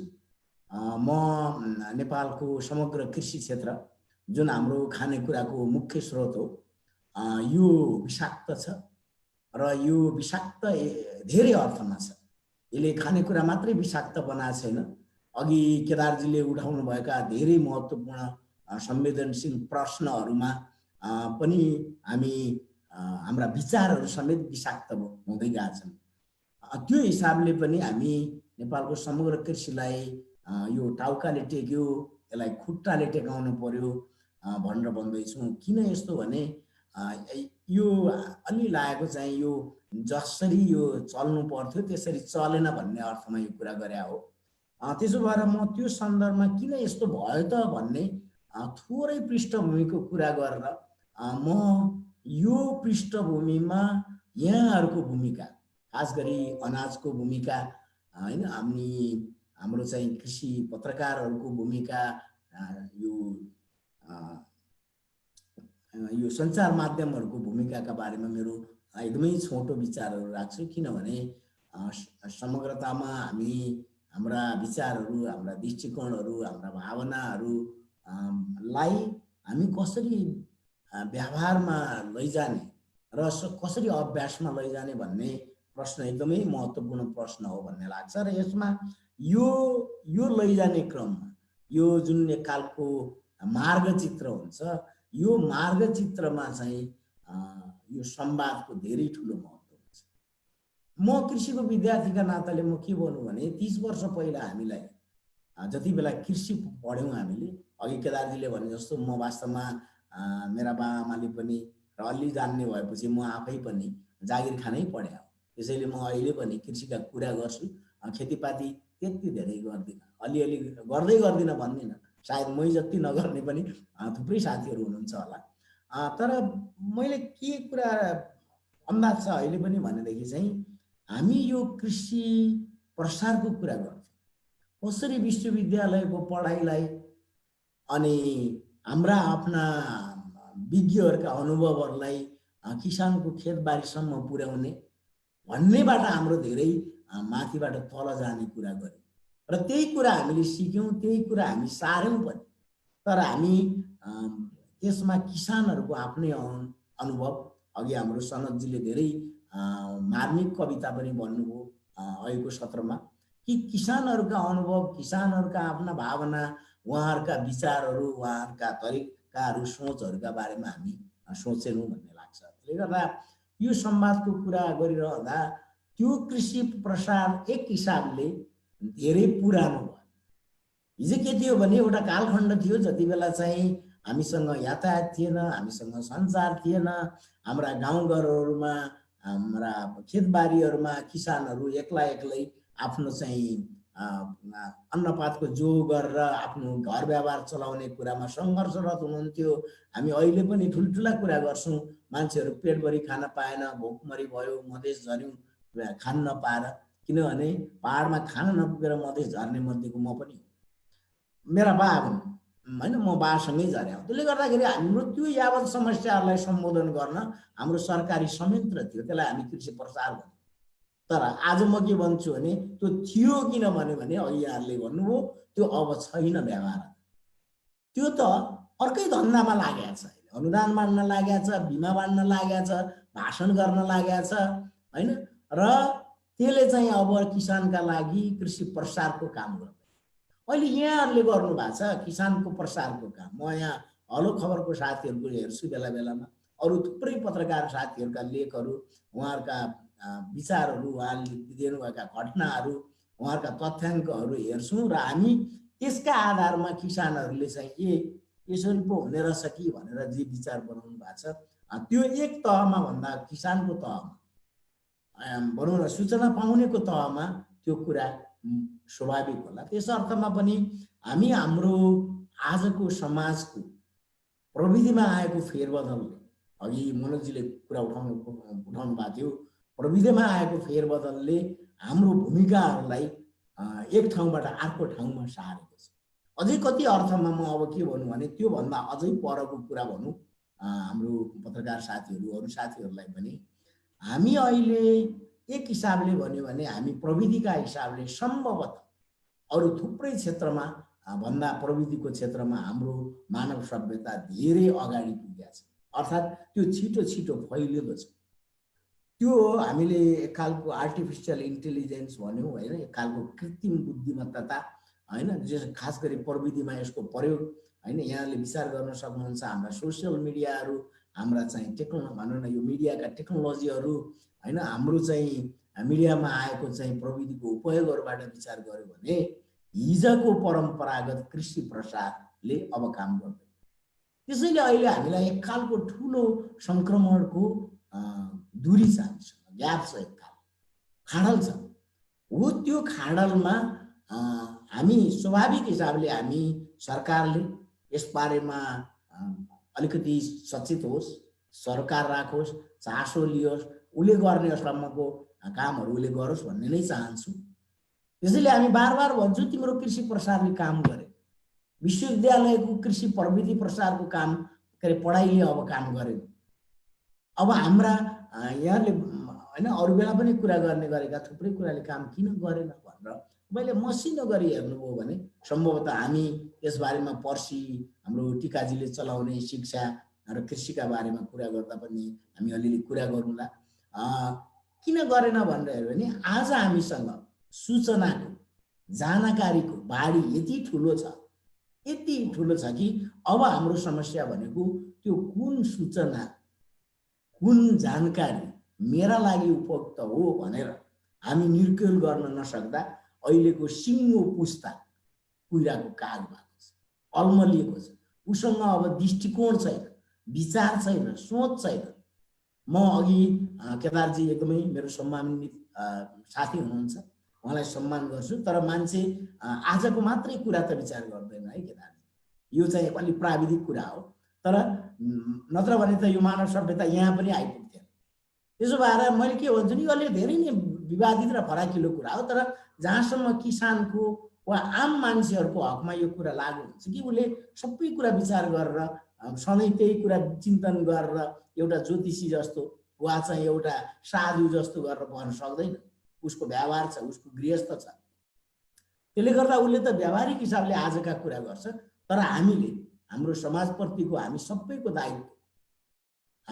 दायित्व चाहिँ त्यसलाई कसरी हामी एक खालले भन्यो भने त्यो बाटोहरू त्यो चाहिँ दृष्टिकोणहरू बनाउन मद्दत गर्ने हो भन्ने लाग्छ। त्यो अर्थमा मैले खास गरी यो सञ्चारसँगको कुरा गर्दा, म संवादको कुरा गर्दाखेरि अहिले फेरिएको संवादको तौर तरिका र यसको प्रविधिका बारेमा हामी एकदमै विचार गर्नुपर्ने जरुरी छ र जानकारीलाई वा सूचनालाई हेर्ने हाम्रो दृष्टिकोण फेर्न जरुरी छ।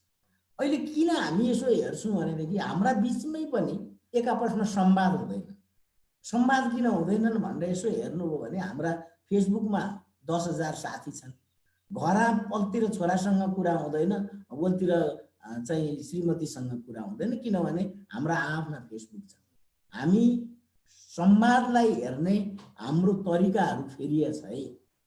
एउटा त्यो कुरा भने। र दोस्रो मैले के भनौँ भने त्यसले गर्दा के भइदियो भने हिजो हामी कृषि प्रसारलाई, कृषिको सूचनालाई, जानकारीलाई मात्र जसरी सार्दा हुन्छ भनेर अन्दाज गरेका थियौँ, अब त्यसले काम गर्दैन। त्यो काम त अब किसानले आफै गर्छ। किसानका हातमा मोबाइल छ। मैले अन्यथा नभन्नु होला, म सबै साना किसानको कुरा गरिरहेको छैन। जसले हामीले चाहिँ भनौँ न आज चाहिँ हातमा मोबाइल नहुने त धेरै कमै मान्छेहरू छन् होला, त्यो ठिक छ। त्यसको कृषिका लागि उपयोगी प्रविधि सिक्न सक्ने, पाउन सक्ने होइन त्यो खालको यन्त्रहरू हामीसँग छ कि छैन अर्को प्रश्न होला। त्यसले गर्दा मैले कहाँबाट कुरा गर्न खोजेँ भने मैले उदाहरण मात्रै त्यसको दिएँ, तर म फेरि पनि के भन्नु लाग्यो भने हामीले यो सही सूचनाहरू, जानकारीहरूलाई कसरी संश्लेषण गर्ने, त्यसलाई ज्ञानको रूपमा के अरे ज्ञानको तहमा पुर्याउने र त्यसलाई चाहिँ हाम्रो गाउँ तहसम्म पुग्ने गरी कसरी पुर्याउने भन्ने मलाई लाग्छ हामी सबैको एउटा ठुलो चुनौती वा प्रश्न थपिएको छ भन्ने लाग्छ। अब दोस्रो कुरा म के गरौँ भनेदेखि चाहिँ हामी अघि यहाँहरूले थुप्रै हाम्रो यो बिचका होइन कि हामी पत्रकारितामाथिका होइन अब आलोचनात्मक टिप्पणीहरूको कुरा होस् या हाम्रा सूचना वा जानकारीहरूको पर्याप्तताको कुरा होस् वा त्यसले दिने एक खालको चाहिँ के भन्छ एक खालको ज्ञानको कुरा होस्, यसमा चाहिँ हामी फेरि पनि आलोचनात्मक हिसाबले हामीले गर्दै गरेका कामहरूको प्रभावहरू कस्तो रहला, हामीले प्रवाह गरेका सूचनाहरू, जानकारीहरू, कथाहरू, घटनाहरूले के प्रभाव पार्ला भन्ने एउटा कुरा हो भने अर्को हामीलाई अहिले सबैभन्दा धेरै खड्किँदै गरेको यो ज्ञानको दुईटा तह हुन्छ। एउटा ज्ञान चाहिँ तपाईँ विचारको तहमा हुन्छ स्वाभाविक हिसाबले, यो तपाईँले थाहा पाउनुपर्ने, र अर्को हाम्रो हामी भनौँ न यो शैक्षिक भाषामा भन्दा व्यावहारिक ज्ञानको कुरा गर्छौँ। व्यावहारिक ज्ञान अघि होइन अब के अरे केदारजीले लोक परिकारको कुरा, रैथाने बालीको कुरा भने जस्तै हाम्रो ज्ञानको पनि लोक संस्कृति छ। ज्ञानको बुझ्ने तरिका, सूचना लिने तरिका, त्यसको ग्रहण गर्ने तरिकाको पनि हाम्रो लोक संस्कृति छ। यसको पनि स्थानीयता छ र त्यो स्थानीयतामा ज्ञान सम्प्रेषण भएन भने, सूचना सम्प्रेषण भएन भने, त्यो सूचना सारिएन भने त्यो कुरा चाहिँ ले छुँदैन। मैले अहिले सम्प्रेषण भने एकदम के विचार गरेरै भने हो मैले, यो सम्प्रेषण भन्नुभयो भने सम्भवतः धेरै नेपालीहरू जो यस्तो म जस्तो शुद्ध नेपाली होइन सुन्न सक्ने वा कोही सुनेको मान्छे छ, यो बाहेक मान्छेहरूले बुझ्दैन के भने अब त्यो सम्प्रेषण भने। अहिले मैले कृषि प्रसारको कुरा गरेँ, हाम्रो कृषि प्रसारको कुरा पनि त्यस्तै हुन्छ। हाम्रो लोक परिकार भन्यो भने पनि सम्भवतः यो लोक परिकार पनि खास समुदाय र वर्गले मात्रै कुरा थाहा पाउँछ होला, सायद रैथानेको कुरा पनि त्यस्तै होला। त्यसले गर्दा हामीलाई अर्को एउटा ठुलो चुनौती भन्छु अब म, त्यो चुनौती के हो भने हाम्रो स्थानीय भाषाको संस्कृति, हाम्रो सिक्ने, सिकाउने, सुन्ने, त्यसलाई विचार गर्ने, मनन गर्ने हाम्रो समाज र समुदायको संस्कृतिहरूलाई हामी कसरी उहाँहरूले बुझ्ने हिसाबमा चाहिँ यो संवादहरू गर्न सक्छौँ भन्ने चाहिँ अब हाम्रो लागि ठुलो ठुलो प्रश्न बनेको छ। किनभने अहिलेको प्रविधिको काम, यो प्रविधि के छ भने हाम्रो समाजलाई र हाम्रा किसानलाई सजिलो बनाउन आएका प्रविधि होइन नि, यो त प्रविधि बेचेर नाफा कमाउनका लागि आएका प्रविधि हो। हामी त्यो कुरामा चाहिँ धेरै भ्रम नपार्दा हुन्छ। त्यसो तर एउटा के हो भने त्यो आफैमा विज्ञान हो, हामी त्यो विज्ञानको सम्मान गरौँ र त्यसलाई कसरी चाहिँ हामी जनस्तरमा, किसानको स्तरमा उपयोगी बनाउने भन्ने विचारहरूबाट कुरा गर्नु जरुरी छ भन्ने लाग्छ। त्यसले गर्दा मैले एउटा चुनौतीको रूपमा भन्नुहोस् या एउटा हाम्रो समाजको प्रश्नको रूपमा चाहिँ हामी कसरी स्थानीय तहमा ज्ञान र जानकारीहरूलाई लैजान्छौँ भन्ने कुरा महत्त्वपूर्ण छ। र म धेरै लामो कुरा गर्दिनँ किनभने यसका विषयगत कुरामा म अहिले धेरै जान्न, किनभने हाम्रो यो समग्र सहायता नै यही विषयसँगै छलफलमा छ। तेस्रो र महत्त्वपूर्ण कुरा अघि मैले कुरा गर्दै गर्दै छोडेको र हामीले वास्तवमा धेरै ठिक ढङ्गले व्यवहार गर्न नजानेको र हामी जस्ता मान्छेहरू, खास गरी म जस्ता मान्छेहरूको हाम्रो सबैभन्दा ठुलो सीमा के हो भने हामी अघि केदारजीले भनेको हामी 4 खुट्टा टेकेर हाम्रो इभोल्युसन भएर, अङ्ग्रेजीमा इभोल्युसन भन्यो, हाम्रो चाहिँ विकास क्रमबाट हामी 2 खुट्टामा आइपुगेका। यसको अर्थ के हो भने अघि केदारजीले भनेकै भाषामा हाम्रो त्यो व्युत्पत्तिको भाषाबाट भन्दा पनि हामी फेरि कुप्री पर्ने मान्छे होइनौँ। त्यो भनेको हाम्रो एक खालको भन्यो भने अधोगतितिरको जाने कुरा हो, पछाडि फर्किने कुरा हो। त्यस अर्थमा पनि हामीले कसरी हाम्रो समग्र कृषिलाई अहिलेको मान्छेको आधारमा हामीले विचार गर्नुपर्छ। त्यसैले मैले सुरुमै भने हाम्रा आजका प्रविधिहरूमा जे फेरबदल आयो, हाम्रो जे प्रवृत्तिहरूमा फेरबदल आयो, प्रवृत्ति भनेको फेरि पनि हाम्रो एक खालको मनभित्रका भावनात्मक प्रवृत्तिदेखि लिएर शरीरका प्रवृत्तिहरूको पनि कुरा छ। त्यही कुप्री पर्ने कुरा चाहिँ सायद मैले त्यो अर्थमा भने त्यो शरीरको प्रवृत्तिको कुरा र सिङ्गो प्रकृतिमा आएको फेरबदलको कुरा। यो 3टा कुरालाई सँगै विचार गर्न सकेनौँ भने सम्भवतः हामीले फेरि पनि जे कुरा गर्न खोज्छौँ त्यो अलि अपुरो र अपर्याप्त हुन्छ र त्यसले हामीलाई कहीँ न कहीँ फेरि सधैँ सङ्क्रमणमा हल्दाइरहेको छ। हुन त यो सङ्क्रमण आफैमा एउटा स्वाभाविक प्रक्रिया पनि हो, यो बिस्तारै बिस्तारै हुन्छ। हामीले आज भनेका कुरा आजको आजै सबै भइहाल्छन् भन्नेबाट होइन, तर फेरि पनि म कहाँबाट जोडेँ भने त्यो भुइँ मान्छेहरू जसले चाहिँ यो खालको जिन्दगी होइन, जुन चाहिँ हाम्रो मानव सभ्यताको सरदर व्यवहारभन्दा दुरूह व्यवहार सहन र त्यसलाई व्यवहारबाट आफ्नो जिन्दगी गुजारा गर्न बाध्य छन्, उनीहरूको जिन्दगीमा फेरबदल ल्याउने संवाद के हुन्छ? सायद हामी संवादको कुरा गर्नेहरूले यो कुरा विचार गर्नुपर्छ होला भन्ने लाग्छ। त्यसो भएर मैले भन्ने चाहिँ मैले केदारजीको उदाहरणलाई मैले एउटा सन्दर्भ बनाएर के भने हाम्रा भुइँ मान्छेहरू, हाम्रा किसानहरू जसले खेती गरेर आफ्नो र समग्र हाम्रो सिङ्गो समाज, सहरिया समाजको भन्छु म अझै, हाम्रो गुजारा चलाउने, खानाको गुजारा चलाउने हाम्रो बन्दोबस्त गर्ने व्यवस्था गर्नुभएको छ। उहाँहरूलाई सहज हुने, उहाँहरूलाई सहयोग हुने, उहाँहरूलाई एक खालले चाहिँ सजिलो बनाउने सँगै अघि धेरै पटक कुरा आउँछ कि अरू बेला पनि कुरा आउँछ, धेरैलाई के लाग्छ भनेदेखि चाहिँ हाम्रा पेट बढेका छन्, हामी त्यसलाई पाल्न पर्ने छ भन्ने कुरा आउँछ। तर प्रश्न त्यतिमा मात्रै टुङ्ग्याइयो भने सम्भवतः हामीप्रति पनि अन्याय गर्दैनौँ। र म कम्तीमा के कुरामा पक्का छु भने म अरू दुनियाँको अन्यायको विचार धेरै गर्न नसके पनि म प्रतिको अन्याय चाहिँ त धेरै सहन हुँदैन भन्छु। त्यसो भए हुनाले चाहिँ के भने हाम्रो खानाको कुरा, हामी कस्तो खाना खाँदैछौँ?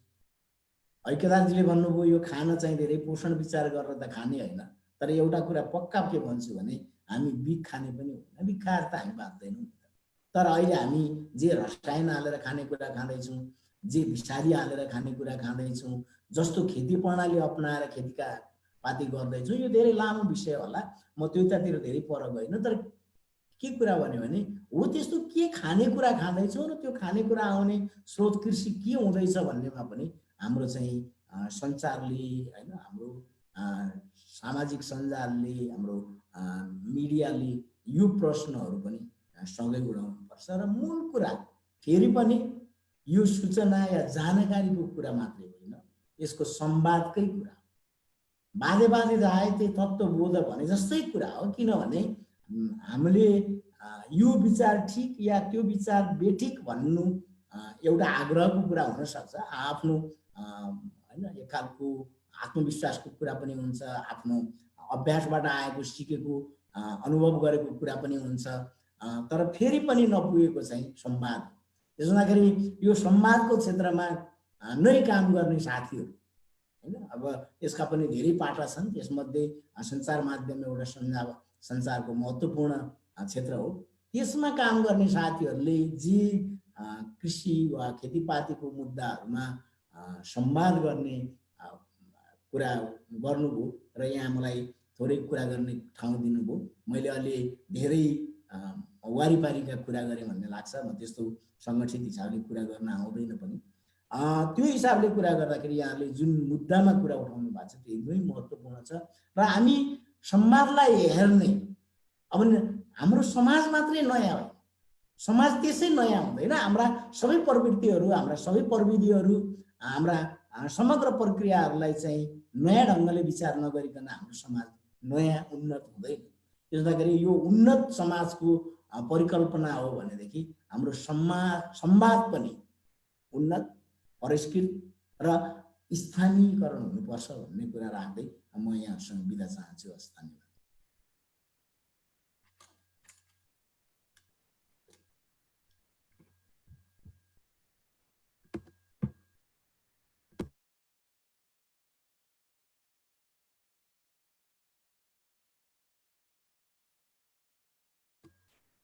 के भयो? सुरेशजी अनम्युट गर्नु। धन्यवाद कृष्ण सरको सक्या हो। कृष्ण सरलाई धन्यवाद। उहाँले विभिन्न विषयवस्तुको बारेमा जानकारी दिनुभयो, आफ्नो धारणा राख्नुभयो, हरेक क्षेत्रलाई समेटेर आफ्नो कुराहरू राख्नुभयो। त्यसका लागि कृष्ण पौडेल सरलाई धन्यवाद छ। अब हामी यो 2-3 मिनटको लागि यसो यो कृषि सञ्चारको विषयमा केही जिज्ञासा छ, यो वक्ताहरूले राखेको विषयमा केही सोध्नुपर्ने छ, केही जिज्ञासा छ भने यसो 2 मिनटमा आफ्नो प्रश्न राख्नुहोला भने म आग्रह गर्दछु। कसैको केही जिज्ञासा छ, केही बुझ्नुपर्ने, थप केही बुझ्नुपर्ने या केही जिज्ञासा छ भने भन्नु होला। अब उद्धव सरले चस्मा खोल्नुभयो, केही अब आउने हो कि? सुरेश सर, यस्तो चस्मा अब कसैको त्यस्तो रहेन भने म थोरै कुरा मात्रै राख्न चाहन्छु। नमस्कार, म उद्धव अधिकारी। यो तपाईँहरूको लाइभ पनि भइरहेको छ, यहाँ कति सहभागिता छौँ भन्नुभन्दा पनि अब यो सबैले हेरिराख्नु भएको छ भन्ने हिसाबबाट हामी आज खाद्य दिवसको सन्दर्भमा तपाईँको खाद्य दिवसको नारा नै के छ भने तपाईँको दिगो कृषि र पोषिलो आहारको नारा छ, जुन विश्वव्यापी रूपमा आज भनेको अक्टोबर 16 का लागि मनाउँदैछ र अहिले हामी मनाइरहेका छौँ। र त्यसमा चाहिँ विशेष गरेर आजको मुख्य मुद्दा चाहिँ कृषि सञ्चार र खाद्यका सवालहरूमा हामी जो छलफल गर्दैछौँ र हामीले 2-3-4जना एकदम भनौँ न दिग्गज व्यक्तित्वहरूबाट पनि हामीले धेरै कुराहरू सुन्यौँ। तर एउटा कुरा के छ भने एउटा भनौँ न मिडिया हाउसमा काम गर्ने पत्रकार साथी जसले चाहिँ आफ्नै जीविकोपार्जनको लागि जो स्ट्रगल गरिराख्नु भएको छ र उहाँहरू अहिले विशेष गरेर कोभिड पछि उहाँहरू आफै चाहिँ एक खालको भिक्टिम भइरहनु भएको सन्दर्भहरू छ। र हाम्रो सवाल र खाद्य दिवस र पत्रकार स्वयंले भोग्नु परेको जो खालको समस्याहरू छ यो चाहिँ अलिकति अब हामीले चाहिँ ल तपाईँहरूले यो सबै थरी गरिदिनु पर्यो भन्दै गर्दा उहाँहरूकै लागि चाहिँ उहाँहरूकै भाग्य र भविष्य कसरी सुनिश्चित गर्न सकिन्छ भन्नेतिर पनि आजको छलफल चाहिँ अलिअलि त्यतातिर आउनुपर्छ जस्तो लाग्छ मलाई। किनभने अब स्वाभाविक रूपमा हामीले कतै पनि तपाईँहरूबाट एकदमै धेरै अपेक्षा राख्ने, विशेष गरेर दिगो खेतीपातीका लागि साना सीमान्त किसानहरूको मुद्दाहरू एकदम तपाईँको चाहिँ नि दूर दराजमा रहेका राम्रा खालका चाहिँ नि तपाईँको अभ्यासहरूलाई तपाईँले जनसमक्ष ल्याइदिनका लागि काम गर्नुहोस् भन्दै गर्दा तपाईँलाई पनि स्रोत साधन सम्पन्न बनाएर पठाउनुपर्छ स्वाभाविक रूपमा, नत्र तपाईँहरूलाई सक्नुहुन्न। त्यही भएर पनि यो के भन्छ हाम्रो नेपाली कृषि जसरी निर्वाहमुखी हुँदैछ त्यसै गरी तपाईँहरू पनि निर्वाहमुखी तरिकाले अगाडि बढिराख्नु भएको छ। तथापि अहिले चाहिँ मनोजीले अलिकति केही जोड्नुभयो कि अब यो अहिलेको यो नयाँ मिडियाहरूका कारणले गर्दा केही अलिकति व्यावसायिक रूपमा गर्न चाहने किसानहरूको लागि केही अलिकति सहजता प्राप्त भएको छ भन्दै गर्दा तपाईँको सरकारी संयन्त्रहरूबाट चाहिँ अलिकति राहत महसुस गरेको छ भन्ने कुराहरू चाहिँ अझै पनि हामीले यहाँनिर पाएका छैनौँ। अब समग्रमा हेर्दाखेरि चाहिँ अब तपाईँहरूलाई पनि बढी स्रोत साधन सम्पन्न गराइसकेपछि यहाँभित्र भएका विकृति विसङ्गतिहरूलाई अलिक जोरदार ढङ्गले पेल्न सक्नुहुन्छ र यहाँ भएका तपाईँको कर्पोरेट चाहिने जुन खालको एग्रिकल्चरको कुरा हामीले अगाडि छलफल गऱ्यौँ त्यसलाई पनि अलिकति चाहिँ अलि त्यही हिसाबले तपाईँले चाहिँ कर्पोरेट जुन खालको कृषिमा कर्पोरेटको चाहिँ एक खालको चाहिँ दबदबा छ त्यसलाई पनि कहीँ न कहीँ चिर्न सक्नुहुन्छ। तपाईँले देखिराख्नु भएको छ तर त्यो चिर्न सकिराख्नु भएको छैन होइन। त्यसैले अहिले चाहिँ तपाईँहरू विशेष गरेर अब तपाईँहरूले जहिले पनि हाम्रो पक्षमा कुरा गर्नुहुन्छ, आम किसानहरूको साना किसानको पक्षमा कुरा गर्नुहुन्छ। त्यसैले अहिले यो तपाईँहरूको पत्रकार र खाद्यका सवालमा छलफल गर्दाखेरि चाहिँ तपाईँहरूको चाहिँ एक खालको हक अधिकारको बारेमा पनि अलिकति बलियो ढङ्गले आम जनसमुदायको तर्फबाट पनि सपोर्ट गर्नुपर्ने अवस्था मैले देख्छु। समग्रमा मेरो प्रश्न विशेष छैन। हस्, धन्यवाद। हस्, धन्यवाद उद्धव सर। अरू कुनै साथीको सायद छैन कुनै जिज्ञासा जस्तो लाग्छ?